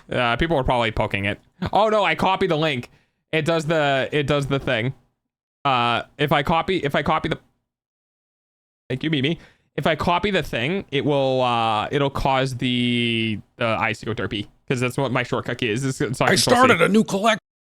The dragon that holds books is You ever heard of these things? Books? Yeah. They're so colorful and pretty. Look how neatly they stack up. Yeah, but do you even like reading? Reading? What's that? Is that like some kind of sandwich? Oh. Okay, I guess the dragon can't read. Never mind. No, reading. I just realized how loud this was. We'll do that. That's what you do with books. You read them. Well, I don't know what reading is, but look, I made a fort. I started a new collection. Oh, no. You ever heard of these things? Books? No, I missed the fort because I was too busy to... Pretty. Look how neatly they stack up. Yeah, but do you even like reading? Reading? What's that? Is that like some kind of sandwich? No, reading. That's what you do with books. You read them. Well, I don't know what reading is, but look, I made a fort. That's cute. I like that. That's cute. Dragon that doesn't understand literature. I probably also have shiny coins because they're shiny coins. So now when I copy, my eyes do the thing. So you know what? You can tell when I copy things. All right, what's up next? Yes. Cooking with Fred. Yeah, so this guy makes like TV show meals. It's really interesting. What is that? It's just a gourmet Masami didn't come to play. My family's in-house chef makes it. In-house chef? You know, the person you pay to live with. That man just fucking cut open a box of pasta. In-house chef makes it. In-house chef? You know, the person He just cut open a box of pasta with a knife. you pay to live with you and cook all your meals. So, Masami, want to trade lunches? My personal nutritionist said I need to avoid nuggets, unless it's edible gold. Later. I gotta eat that mac and cheese. What is...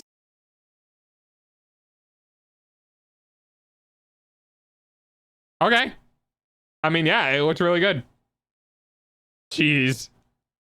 Cheese. God, I fucking love mac and cheese.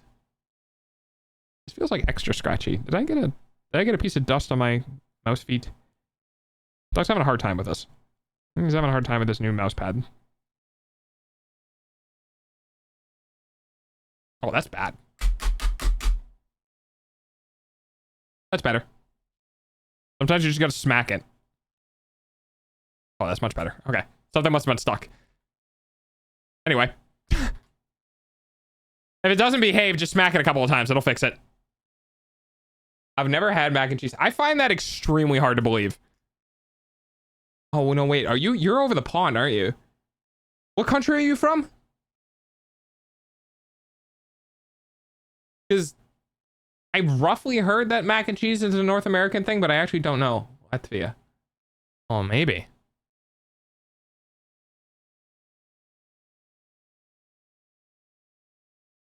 What do we got here? This is queso. I always call him queso. Queso. Yeah. To point out that Spurlock eats the amount. Did I just see what I think I just saw? Did I just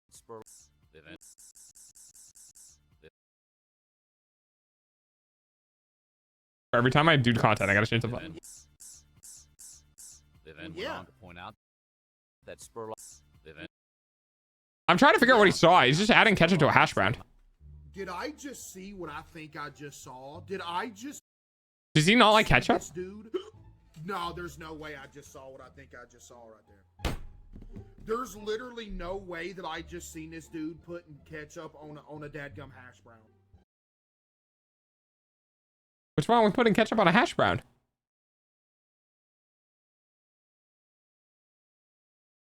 What's wrong with putting ketchup on a hash brown? Do you guys...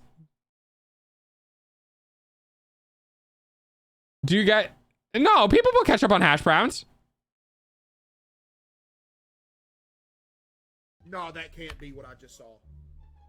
Too little, it's bad for you. Yikes. Then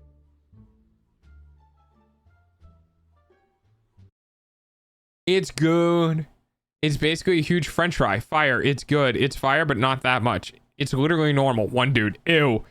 Bro, that's heat. Normal. Yeah. Okay. Motherfuckers will eat their fries with ketchup, but then balk at ketchup with hash browns. Yeah, what the fuck? Everyone does that. If you go to McDonald's for breakfast in the morning and you're in the car with me and I can't... What do you mean, ew? It's just a potato. How is it different from fries and ketchup? Then what do you dip if it not in ketchup? Probably nothing. They probably just eat it with salt. Get you putting ketchup on your... Man's name is Horny Acorn. Okay. I'm gonna get the car going 70, then I'm gonna open your door and push you out of it. Because there's legitimately no way you're eating breakfast putting ketchup on your hash brown, dude. Okay, I have a question for chat. Do you guys put ketchup on your eggs? Scrambled eggs? If you have scrambled eggs, do you put ketchup on it?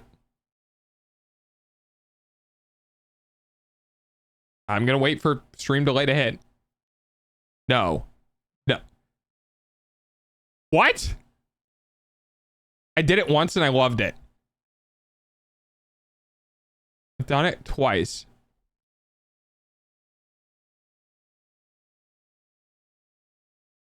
What the fuck? Do you just eat your fucking scrambled eggs straight?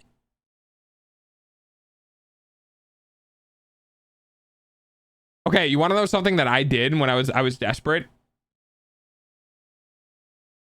And I'm not gonna lie. This might be one of those moments of what the fuck, dog. I put barbecue sauce. I put barbecue sauce on my eggs. On my scrambled eggs. Because I didn't have any ketchup. And I was like, well, I'm not going to eat these. I'm not just going to eat straight fucking eggs. If I eat straight eggs, it's going to end up being a hard-boiled egg with the yolk pulled out and like salted. That's what I'll do if I eat straight eggs. My sister does. I do it with my burgers. Oh, I put fucking ketchup on my burgers.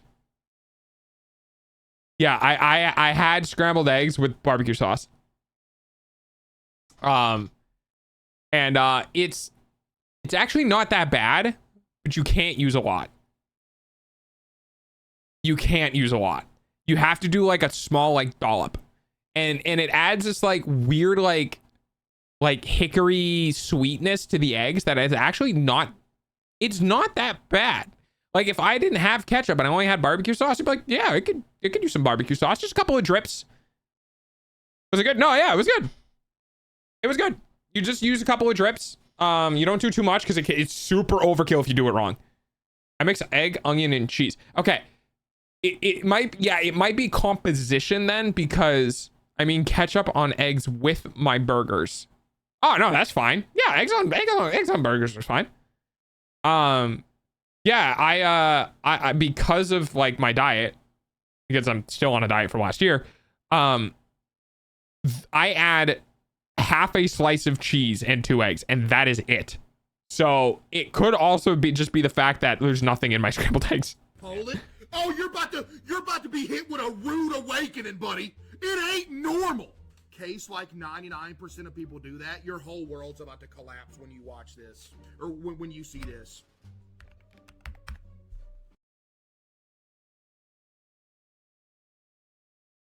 I can't tell if this, I can't tell if people would vote against him just to piss him off, or if people would vote with him to rally with him. So this might actually be a pretty good split. Ah, it's another troll poll. It's completely invalid. No, look, it is actually kind of split. Yeah, I'm gonna go eat some. Yeah, I'm gonna go. Yeah, okay. Dude, the fact that you would even consider ketchup in your breakfast at all is unfathomable to me. Yeah, everybody that voted yes is just wrong. That's just... What? Okay, where else do you put ketchup then? You a dog or a wolf? I'm a dog. I got pointy ears like a husky. That's some weird mix. Don't worry, it'll become more clear in 2.0.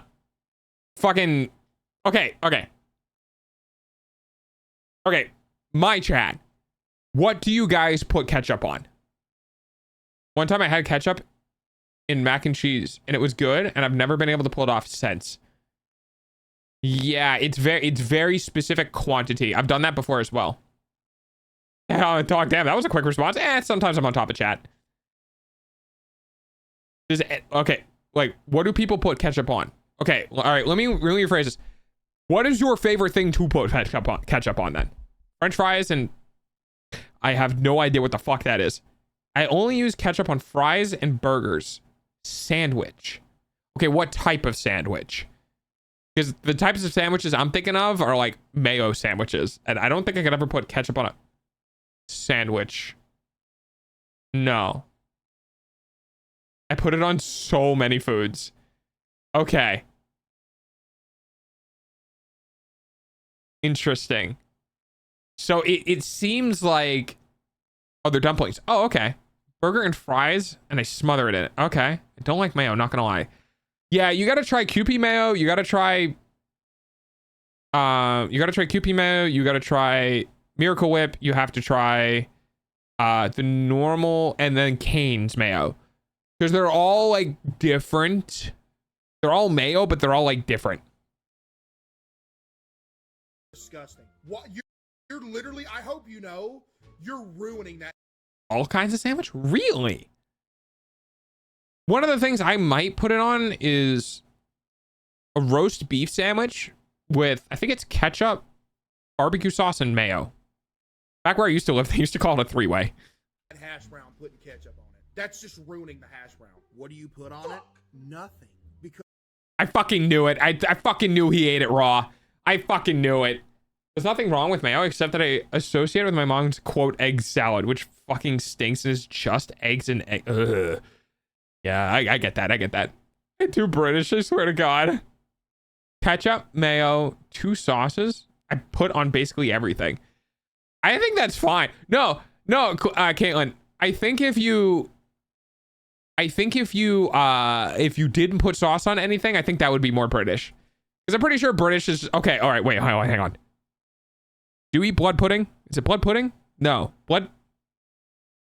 What the fuck is it called?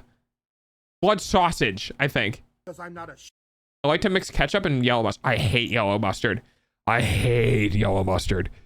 Fucking ask Tardbark, ask Moist. Who else was from my last stream? Amno or Zakat or anything like that. It was a fucking meme the last time I streamed my other account. Just how much I despise yellow mustard. Black pudding. Yeah, that's what it is. I hate yellow mustard. I love Dijon mustard. Because Dijon mustard is actual fucking mustard. This is better than the other stream I was on. Make me feel better. You want to know what happened? Hey, as long as I'm making you feel better, that's all that matters. Arby's cheese and red sauce. They're so good. Black pudding. Oh, white sauce just... Now, roast beef sandwiches over here has to be with gravy. Okay. Sheep. I hate black pudding. Good. Like you. Same type of people that just get ketchup on their fries by default. French fries, it depends on the French fry. If the French fries great, it don't need nothing. Okay, I kind of agree with Queso on this.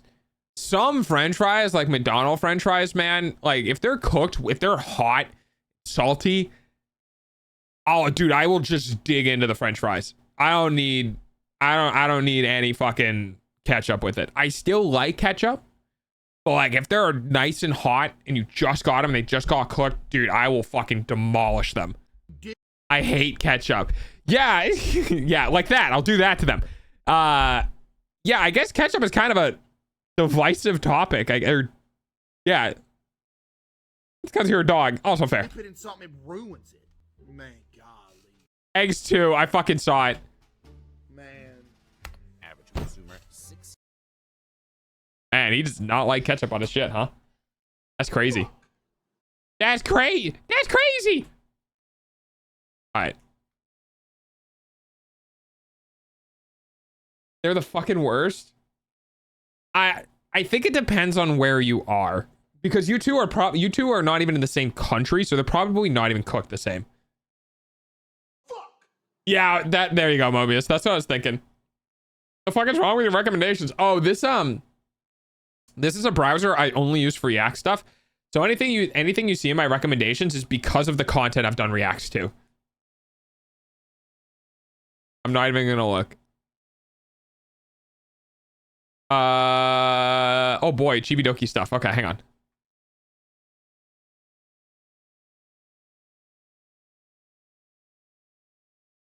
I'm still lost, but okay. So the recommendations that are in this browser are tied to not my actual content I watch. McDonald's fries are so good here. Are good here. Yeah. That is the true meaning of life. I have been having an existential crisis trying to figure out why in here. Can you help me? I don't freaking know! I'm a VTuber! Chibi, What is the meaning of life?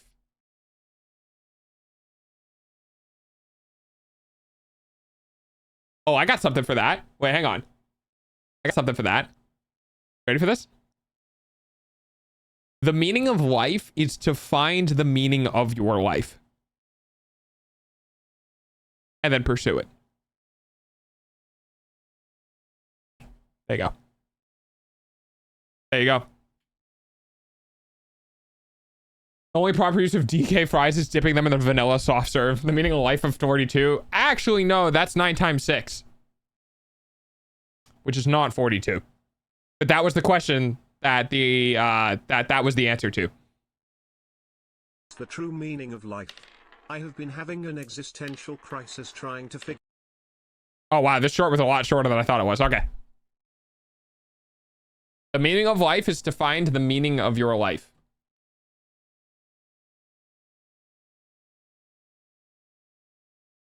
Easy. Oh my god. All right, I'm gonna watch this one anyway, even though I already saw it. It was kind of great.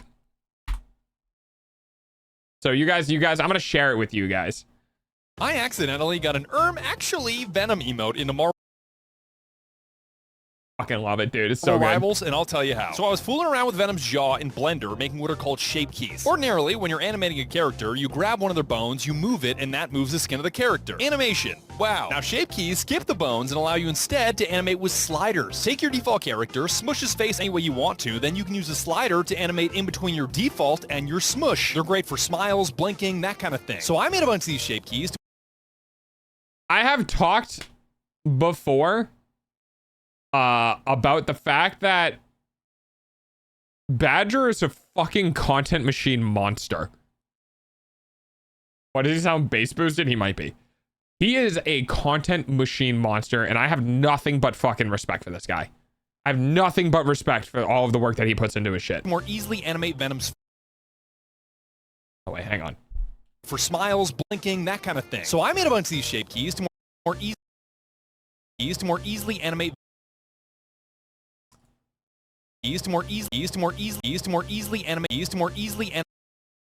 All right, I'm good. Animate Venom's face, like underbite, overbite, and tweeted out how goofy his jaw was to work with. The tweet blew up with a bunch of likes and 2 million views with a response from a guy named DJ Sohn.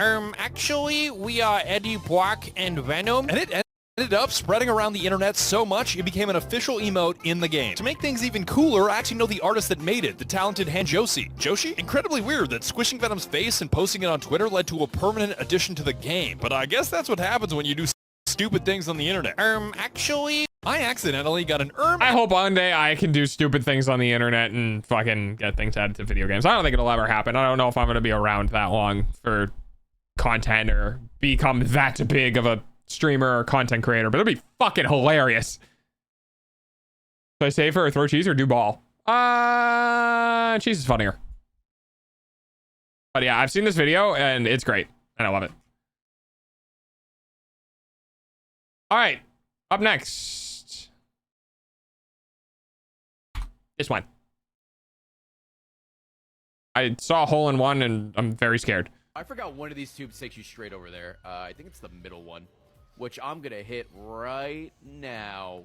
Kablamo. That was actually... Oh, well, Shut up. Good. I might have actually done it. Wow.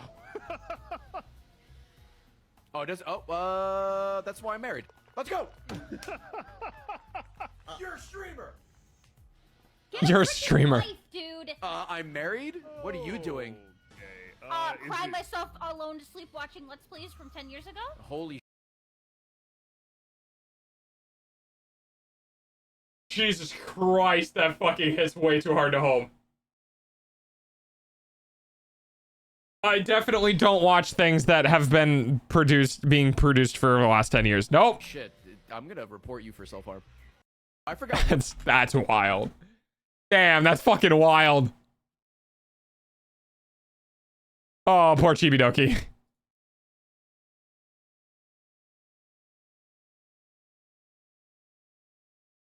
I went from Andromeda.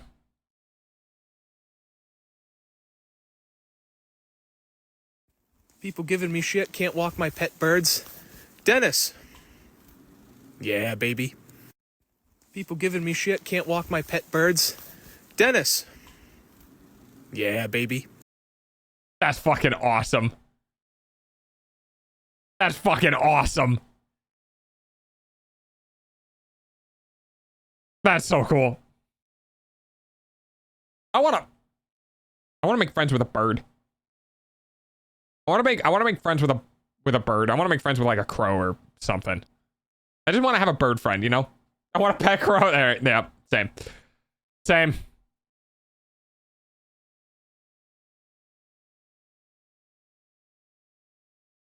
Let's see.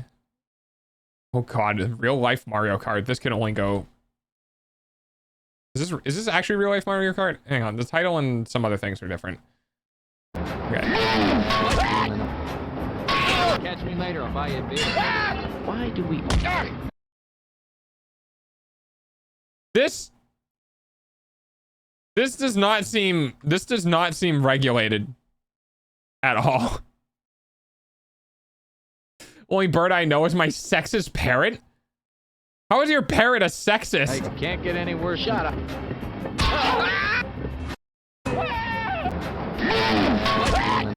I hit pause and apparently that happened. Is he just straight up off the cliff? Wow, that's really unfortunate. Alrighty then.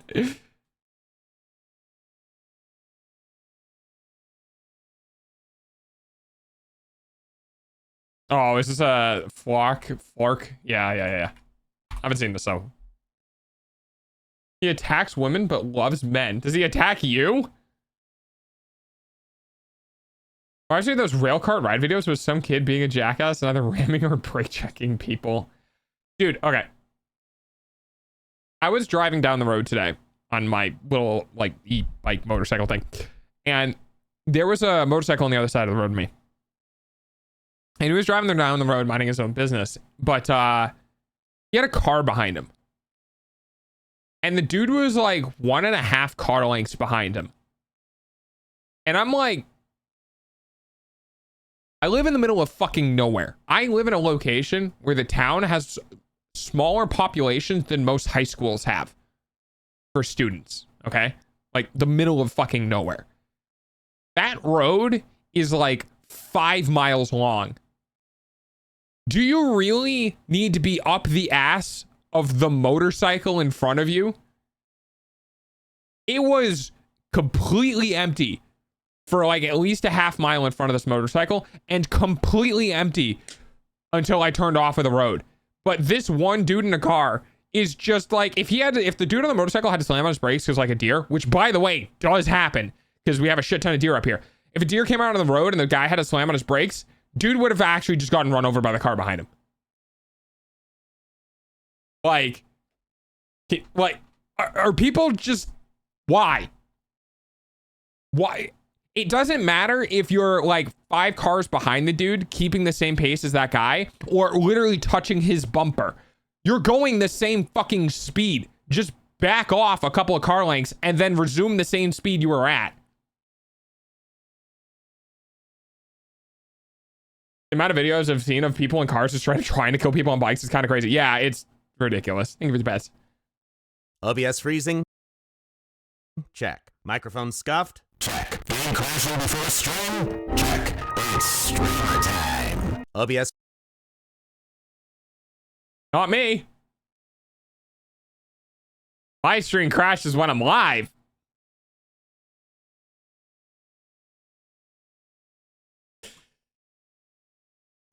Joke's on you. My shit breaks while I'm doing it.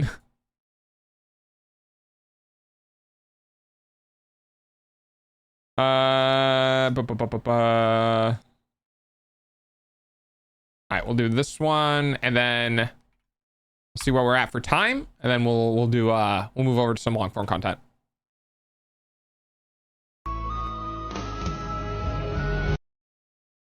Oh my god, no. What I am doing right now, by the way, is I'm engineering my house that I'm going to live in, and I can tell you that because I need to know all of the systems that go in place and where everything is going to go, I am very familiar with the water lines and the electrical lines and like everything where everyone is going to go and all that sort of stuff, and I'm going to make it great. And I look at this, and it's the same thing that happens to me when I look at a house that's engineered or that's created by a designer without any architectural influence, and I'm just like, why the fuck is the sink on the other side of this room? You guys do realize I'm gonna have to run a water line to your fridge and then go through like a billion fucking studs so I can get the water line to the sink on the other side of the room. I'm having that right now with this, because this is probably the oil filter.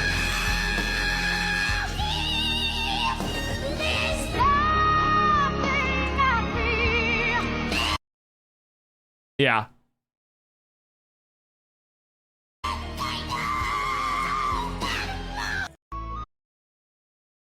Yeah.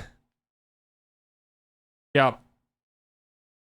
Because ultimately, this is how things should be. You know? Like, if you have a little bit of an extra length in your oil lines, it's fucking whatever. If you have a little bit of extra air line and like, look at this shit. There's your air filter. You can take it off immediately. There's your fucking oil filter. You can take it off immediately. Like, there's your 3 fucking service fluids, most likely. It's beautiful. It's fucking gorgeous. I hate it.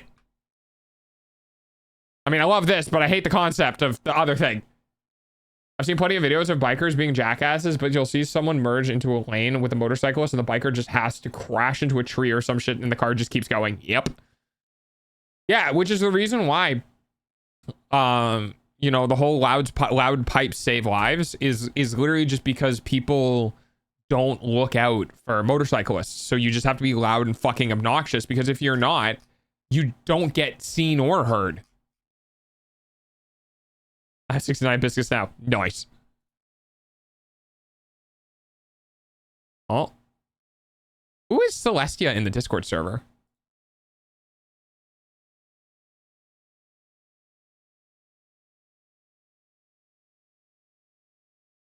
They're working on a...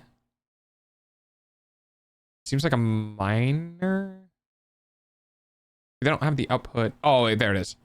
Sorry, I'm looking at the satisfactory image in the Discord server. Somebody's get up. It's pretty. I like it. Dog doesn't know who's in. No, I normally do, but their name, they don't have their name similar to like Twitch or anything like that, so there's no way for me to know. Which is fine. Now I'm just out here. I'm like, how? All right, we got 18 minutes. Oh God, we were in the middle of doing that last stream, so I'll probably have to come back to that. Oh, what do we have for 18 minutes? Local IT goblin. Oh, this is yeah, I know who this is. God, I don't know which one to pick. You know what? Fuck it. We'll end with Dog. Screw it.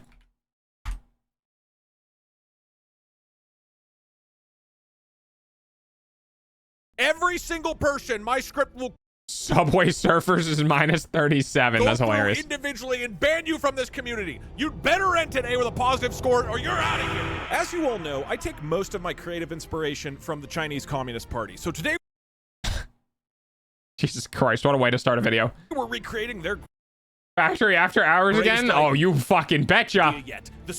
My boy Dog. Social credit system. Because nice. I made an app that tracks the social credit score of every member of my community. And best of all, any person can rat out and update the social credit score of anybody else by typing their name and +2 or -2, and it'll immediately update their score on this publicly viewable website. Now, the goal is to find and root out anybody in my community who is, quote, untrustworthy, because that's what the CCP does, I think. I'm gonna be honest. I don't really know what the social credit system does, but I think the key thing here is that we ban everybody who's untrustworthy in my community at the end of the stream. Here we go. Oh boy, this sounds like fun. Has the door heard of React Bot? Shut up, Chips. I don't think so. You have I will never get over the way your high school crossed every copy and paste link. Yes, you're welcome. That you're trustworthy, or you're fucked. Begin. Why is Death Row at 69? Oh, it was okay. 1. As you can see, all credit store updates are now being funneled into the social. Okay, all the updates are funneling in here. All right, and here we go. Hey, he used the same Twitch library as I did. Point Crow already in the lead with -6. Parkshire currently has the lead, 26 points, very high social credit score. Now, the real key is that you can't allow yourself to have a negative score, or you will die at the end of the stream. You could just plus yourself, probably, right? Please look up an hour of React Bot and just put it in the corner of the video.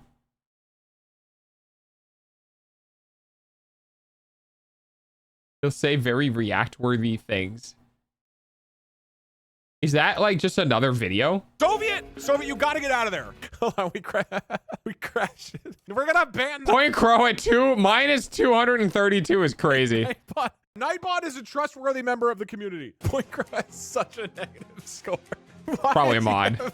Hundreds more than Ludwig. Hey Doug, no idea what's going on, but I'm just here to say I'm trustworthy. Glory to the DDP. Is that what this is called? The Doug what party? The Doug party? Can you modify the score of a user who isn't online so I can just give my girlfriend all my social credit, or just nuke Crow's score? What's your girlfriend's username? I might -2 her. If she's not willing to show up to the stream, that doesn't... That's crazy. Don't regret waiting 100 biscuits. It was worth it. Heck yeah, let's go. Sound very trustworthy. Everybody -2. Yes. Put it in the media cabinet. I'll take a look on it when I'm off stream. Girlfriend is now It's literally just girlfriend. minus 30. Atrioc is still down there. Doug is not. Doug. Gay marriage. -2 is at -6. Oh, that guy's girlfriend is misspelled is at -6. Okay, wait, hold on. Who are the most trustworthy? I want to focus a little bit on who are the trustworthies in our community. The people we really, really trust are Parkser, Chair, Doug Overflow, and Chair. Paul. Of course it's fucking Chair. The mods are -2ing each other. The mods are That's fucking so fighting. funny. This isn't good. Jaxpa, thank you for the gift. That's a +2. Can we get a +2 for Jaxpa? Nobody -2'd them. Come on. Okay, all right. I'm gonna purge a couple of the people who are particularly bad, right? Like if we know is untrustable, then we need to look at his history. We're gonna see just exactly how. What did I do? What is this? I just got here. Timed out for 10,000 seconds. Does anyone understand why Point Crow is censored? Why is his name censored? Or hers or theirs or whatever? Why is their name censored? With reason, evidence is gone. It sounds like there was a lot of evidence about something. No idea. No idea. Why is it muted? Why is it...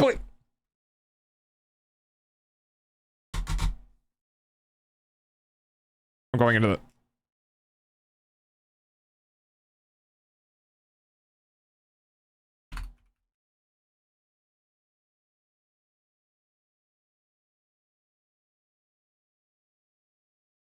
Okay. Nope, not even in the comments. All right. Deleted by Doug. You were using curse words in our Christian Virgin stream. This guy's so untrustworthy. Look how many times he's been banned. -2, this man. Oh my god. Who is Point Crow and what do they do to this chat? I have no idea, but apparently they hate him. Any final words, you untrustworthy ne'er-do-well heathen of a man? No, please. I'm sorry. You're already deep in the hole. It's actually getting deeper. 15. Your hole is insane. Never mind. At -16. Failboat's a trustworthy member of this community. Small Ant, Atrioc. Seems like you guys have a lot of -2s. Point Crow -2 without the fucking also space. Eliminating that guy's girlfriend. I'm gonna be honest, I already feel safer. Hold on. Nightbot is the automatic program. Nightbot helps moderate the channel and keep it functioning. We need Nightbot. Nightbot went down? Wait. I'm understanding something. All the people who spam annoying shit in chat and have been banned by Nightbot are now getting revenge by trying to say that he's untrustworthy. Good freaking lord. What is this username? What the fuck? Oh my god. Good freaking lord. Oh, I see it. I see it in chat now. Good freaking lord, Dong is so good at coding, and I love.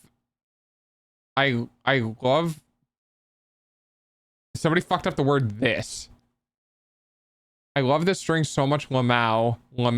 Good freaking lord. Doug is so good at coding. I love this string so. Okay, so it's just a repeat.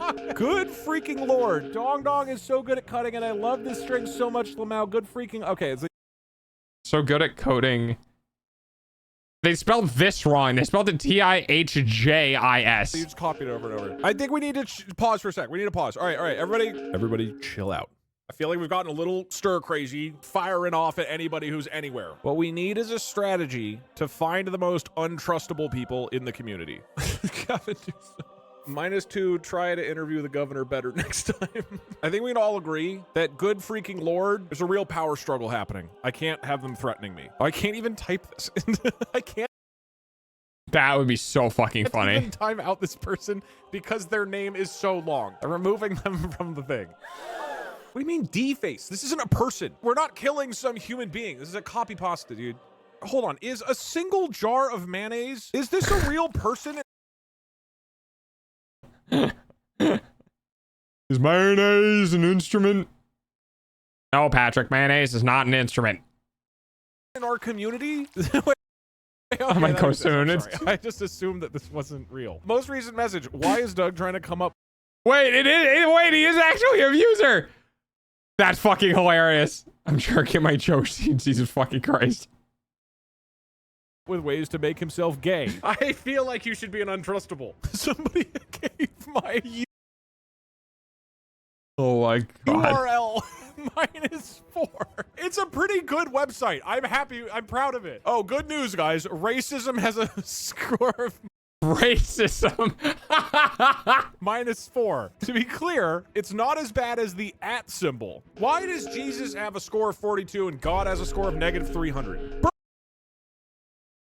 Wait, Jesus is a real account? Oh, Jesus doesn't even follow me. Mine is to this dude. I think Jesus doesn't follow me. That's just insane. is an untrustable. And I'm sorry if I get canceled for saying it. Sorry if I'm going too woke. But I don't Racism has a Twitch account and so does Jesus. That's crazy. Jesus is a good member of our community. Dude, I saw Whistle 101. Twitch at -84 is hilarious. Bot is almost at 1,000. All right, we got to purge Nightbot. Wait, mods, is there a reason I shouldn't do this? Yes, don't do it. For the love of God, please no spam prevention. But look at how untrustworthy it is. Nobody. I love that the streamer was like, mods, can I do this? And all of the mods are like, for the love of God, no. In this community has any degree of trust. I saw the shorts and I am happy and EP. Okay, Pancake, have a good night, buddy. Killing the vibes. Exactly. Free me from this hell. Ban me. All right, tell you what. If Sickbee gets below Nightbot, we'll automatically take out Sickbee and Nightbot. Dude, that's all you need to say. It's going to be fucking over for that guy. Nightbot. I can see the light. Do you have anything to say for yourself, Sickbee? I have a final wish. Yes, Sickbee, what is your final wish? Take down Always Eerie with me. Always Eerie, you're looking a little untrustworthy. Did you know that you were actually less trustworthy than homophobia?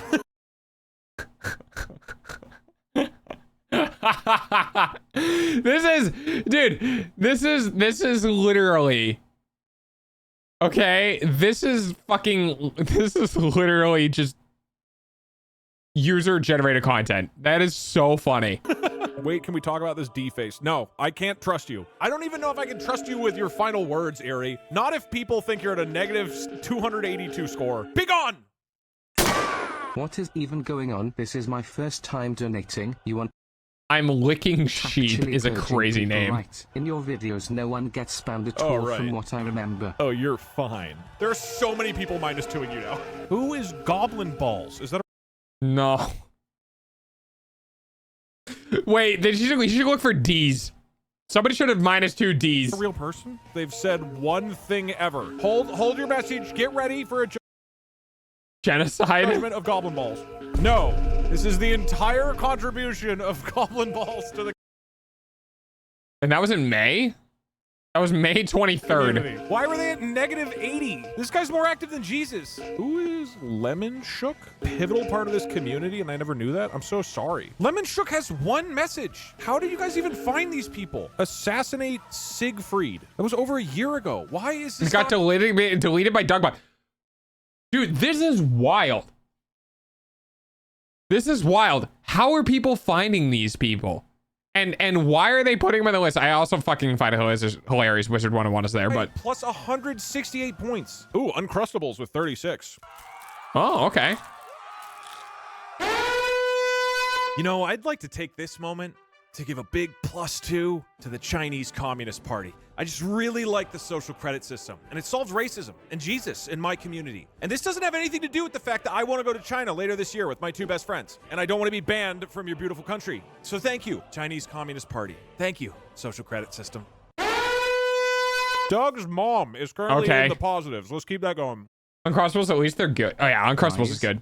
They're expensive for what they are, because they're literally just a fucking sandwich with peanut butter and jelly on the inside, but God, they're so good. When you just want to, like, when you're sitting down and you're like, I just want to go shovel food into my face. Hey, Prince. I don't want to shovel food into my face. You stand up and you go to the refrigerator. You grab an Uncrustable out of the refrigerator and it's nice and chilled and cool. And you shove that into your fucking mouth hole and you're just like, this is delicious. I want 30 more. I'm currently underneath Mussolini in the leaderboard. You don't have to +2 me, but can we -2 him instead? It would be funny. Mussolini has 2 points in the community. If you can't even get above that, I'm sorry, you need to contribute. Hot Chocolate Bear. JPEG Mafia. You guys know that Starford 911 Systems, the sponsor that I have that offers really great pre-built PCs that I genuinely love, and it's super great, is about as bad as genocide. I think the whole vibe of the social credit system is Twitch support being at only -2 is crazy. Jeff Bezos being at only -2 is crazy. Nesto at only -2 is crazy. Like fear and paranoia. So we got to do the same thing. How do we just like get each other to be like suspicious of other people in the community? You know how after you like during college or something, you like kill a guy and you hide the body and you just feel a little on edge, right? Just to kind of try to get ahead of it, you start acting all positive and all friendly to people, right? I bet you that's what everybody donating is doing. Guys, the streamer is very trustworthy. I think we should all follow his laws. Okay, not paid actor 35. Following since 19 minutes ago. That is hilarious. Not paid actor 35.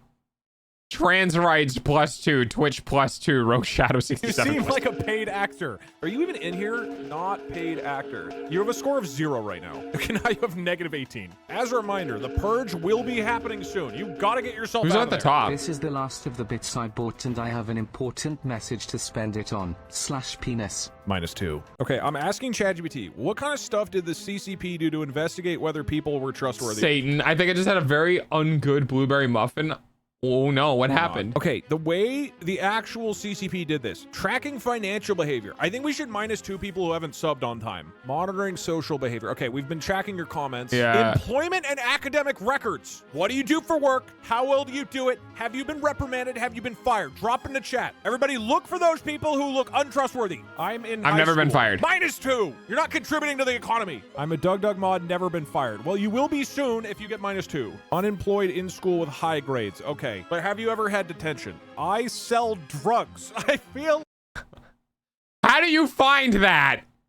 In that wall of text, how do you fucking find somebody that just goes, I sell drugs? I'm not gonna finish that, but... This is a slight alarm bell. Mine. It's just tasting nasty. Aw, I'm sorry, bud. Man, dude, getting a muffin that tastes bad Name sucks. is Knight_Beaver and I'm no politician. I'm just a fella. I think beer should be cold and boots should be dusty. I think 9/11 was bad and freedom. Well, I think Amen, that's just brother. a little bit better. And now, please, judge these people. Doug Lover 111. Is this real? Why is this a real person? This is a new account created an hour ago. Stop been +2ing ZFXE Fox. I feel like you've been farming your own points. You personally got yourself to 20 That's points. crazy. Huh? You thought we wouldn't find you, huh? That's awfully untrustworthy. Both Doug Lover and Zick Fox just might receive the wrath of the community. Wait, so is this like an account that's older? Wait, you've been following for like 5 years. Wait, we don't need to. That's rough. Holy shit. Dude, imagine if you're like, haha, I'm gonna go do a thing now. And then finding out that the person that they're doing the thing to has been following you for 5 years. Not subbed though, so... You know, there's that. Purge. Look at it. It's all been +2s. Wait, hold on. They've been chatting actively. This isn't a conspiracy at all, I don't think. Doug Lover 1111 just randomly started promoting this person. And now, after an hour of judgment, there's only 3 minutes left. I am so engrossed in this video. I'm not doing anything streamer related, like actually talking about it. I'm literally just watching the video right now. I'm fine, dude. I'm collect. I'm like, just like, yeah, video. -8. You can tell we're at the end of stream because I've stopped talking and I've just started watching the video. Slivesicles -8. Dog. I see it. The poor. Quick. Goddamn poor. Is gonna get big. Hi, Quids. And come on. 3, 2. Third Amendment. The fuck is the Third Amendment? God is worse than racism. Done. Ladies and gentlemen, first off, I want to congratulate everybody who through hard work and dedication has proven themselves as a great and trustworthy member of the community. We are happy to have you as part of the DDP. We look forward to your labor contributing to our economy. The rest of you, you disgust me. Can you believe we were chatting with these people among us? They were in the midst, fomenting, plotting. Can you believe Mussolini was all the mods collectively, I guess. I just see Rule 34, probably. Third Amendment, Twitch, racism, quick sparse. So here's what we do. Wrote a little script called Banhammer. It's going to count down for 10 seconds, and then it will simply type all the names. No, please. Here's my compromise I'm willing to offer you. A few final words. I killed so many people. You're the type of paranoid accused. Then it will simply type all the names. I want to see this again. No, please. Here's my compromise I'm willing to offer you. A few final words. I killed... I killed so many people, :3. Yep, that's about right. So many people. You're the type of paranoid, accusatory person we need in this community. I saved so many people. Why will I be banned? I killed so many people. I think you answered your question, man. How many people did you kill? Were you just going around trying to snipe other people and they started targeting you? You're nearly as disliked as transphobia. Hey Doug, first time watching your stream. I've been feeling super judged lately. Online dating's been rough, so I'm really looking forward to finally relaxing somewhere I won't be judged. Evan Ogland, did you survive? No, you are not. Look, some person just fucking got -2'd. Didn't think you were trustworthy, okay? Don't try to pass it off to yourself. Take some accountability. Beginning purge in 10, 9, 8, 7, 6, 5, 4, 3, 2, 1. And that's how I saved the community from everybody who sought to disrupt our national integrity and unity. Glory to the DDP. Please don't ban me, China. I really want to visit. Subscribe for China. And it's done. I can smell it. The smell of a new day. The bad ones are gone, chat. Let it out. Say what you've always wanted. I smell my fart. Okay. My ass is so fat. Okay. I am feeling so much safer now with Allah the serial killers and Satan in the DDP. I do need everybody to swear in chat that you'll be an what did Satan make it? honorable and trustworthy member of the DDP. Someone's Twitch account is called Help Me. We will see you at Crow, where all scoundrels gather 07. I love the idea that people in Crow's chat are like, yeah, Crow streaming, we kind of hang out here because we're not allowed in Doug's channel.